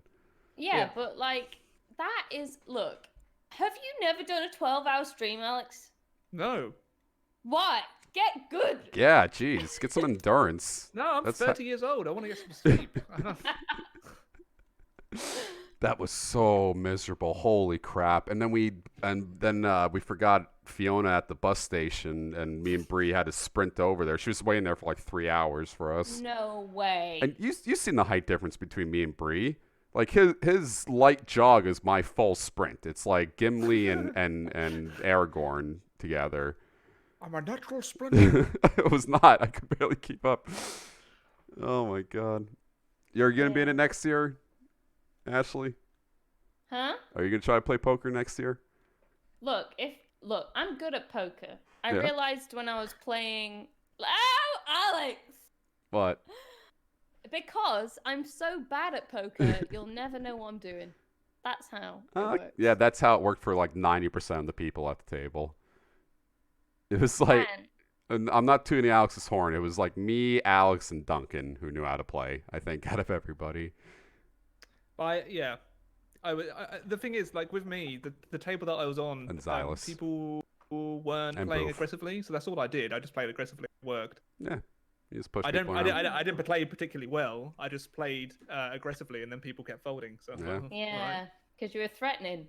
I had Leo who was just afraid, and she just folded every single hand. It was Leo great. actually did nothing. She literally did nothing. She literally folded every hand. She was so excited. She was talking to me about it all day, and then she was like, she came out. I was like, what did you do? She was like, I got scared. I was like, oh. It happens, you get intimidated. You're not sure what to do. That ran through my head for a second there. What if I get knocked out first? What if Ped sucks out of me and beats me right off the bat? Which almost happened too. Like, I almost didn't make the final table in the first place. So. I think that if I was to do it, I'd be too cocky. Yeah. I think Sorry. No, you go. Just the first hand I managed to win against Lewis really could kind of just set me up for the tourney. Yeah. Because no one really was I easy to read? No, not really. You're playing like a just solid poker. I think when you were touching your chips, that's when I was like, okay, maybe he's got a hand because your hand would shake, but that was about it. Oh, that was more just I think the alcohol by that point. Well, alcohol withdrawal was just like I need another. Thing. Me and Booth don't drink. We were the only ones not drunk at that table. I don't think Spiff was drunk either, but everyone else was. No, it takes a lot to get Spiff drunk. Yeah. Same with Xylus. He can just tank liquor like it's nothing. I'm pretty good at it myself. Drinking? No one believes me because I'm just a hyperhuman, so everyone just thinks I'm drunk all the time. Yeah, I don't know. There is 2 types of drunks. There's the quiet drunk and the hyper drunk. I go quiet. Yeah, I go hyper. Yeah. See, that's what people don't understand. So when I'm like hyper, everyone's like, "Oh my god, she's so fucking pissed," and I'm like, "What do you mean? I'm just being me." What about you, Alex? Do you handle your liquor? Not so much anymore. But then I was drinking too much for a couple of years, so I don't really drink to excess anymore. I now just have like a glass of wine if I want to relax. Yeah, because hangovers suck. It was becoming a bit of a problem, the alcohol. So yeah, I just cut it out of my system for ages, and now I just have a drink every now and then. That's good. That's quite good. That's how you should do it. I remember the worst time I ever did it. What? So, you can get like cocktails in bags. Yeah. those shitty like Tesco crap woohoos pre-mixed. That's what the female alcoholics drink. In a bag. I found. I've never... In a bag. Like, you can get wine in a bag. Yeah. You can get milk in a bag. That's what I've heard. Oh, yeah, a box of wine. Yeah. You can get like a box of like margarita mix or something like that. Yeah. Oh. They're great, by the way, for just jumping into a pool with. Well, I won't try it. I got Woohoo. I can't drink Woohoo anymore. So I got a litre of it and I went to this party. I didn't read what was in a Woohoo. It's mainly vodka and peach schnapps. So that was bad because no one else wanted to drink it. So I drank the entire litre. And peach schnapps will fuck you up too. Green tea shots and stuff like that. Yeah, and I had more than that. Like, in general, I was drinking like dirty shots and all sorts. And then the next day, I was so pissed still. I threw up the night, I threw up the day, I threw up the night, and the next day, and then I was fine again. Were you bent at like a 90-degree angle during all that too? Because that's the worst. It was so bad. Because I did fireball shots at my sister's wedding, like a lot of them, and the next day I could literally not go above a 90-degree angle. I was just bent like an old woman. Oh my god! What was your worst time, Alex? Being drunk. Yeah. Probably when I met an ex's family for the first time. It was her dad's birthday, and it was also Canada Day. So it was like a Filipino family, like Filipino Canadian. So they were roasting an entire pig out on a spit in their garden. And they're very like, I don't know if you've ever met many Filipinos, but they're incredibly generous and kind of they love drinking. Wanted to make you feel welcome. So they would just keep offering me drinks. Yep. So I didn't want to be rude, so I drank every single drink that they gave me. And in the end, they were running out of alcohol, so they were just giving me shots of gin. So after about 6 of those and about 10 drinks before that, I was just vomiting everywhere. I passed out on the toilet. Oh shit! So I passed out mid-shit. Facing down, and then, yeah, that's probably the worst time. I've never drunk that much since. I used to gamble. What about you? Yeah, well, mine was my sister's wedding. That was probably the worst I've ever been. But I used to gamble with a bunch of Filipino guys and a few other people, and the fucking guy would just feed you liquor the entire time. Yeah. And he was like he owned a gas station, so he had a ton of disposable like dollars and tens and fives on him, and he would just get drunk and just throw the money at the table and lose it. It was my favorite game to go to. You'd make so much money and get so fucking pissed. And like they love tequila, and it was just like nonstop tequila. Anyway, I don't think I'll be invited next time. To what? I don't think I'd get into poker. No chance. I think you would. I could maybe sit on Office Cam again, and that will be it. Who knows? By next year, you might be huge. Speaking of which, we're wrapping up. Do you want to plug anything right now? Me or Ashley? We'll get to you next because you're the main. You're the main guest. I was going to end on you. Not your stream or anything like that, or your Twitter.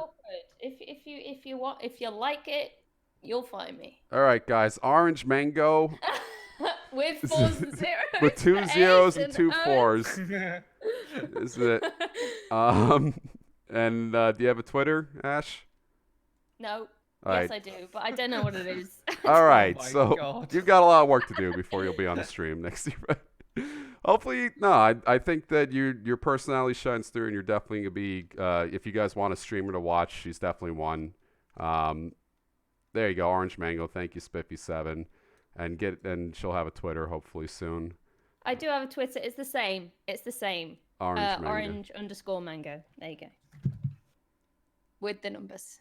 With the numbers. This one right here. We can get those followers up. Thanks so much for coming on, Ashley. I really appreciate that. Oh, Thanks, look. Spiff, too.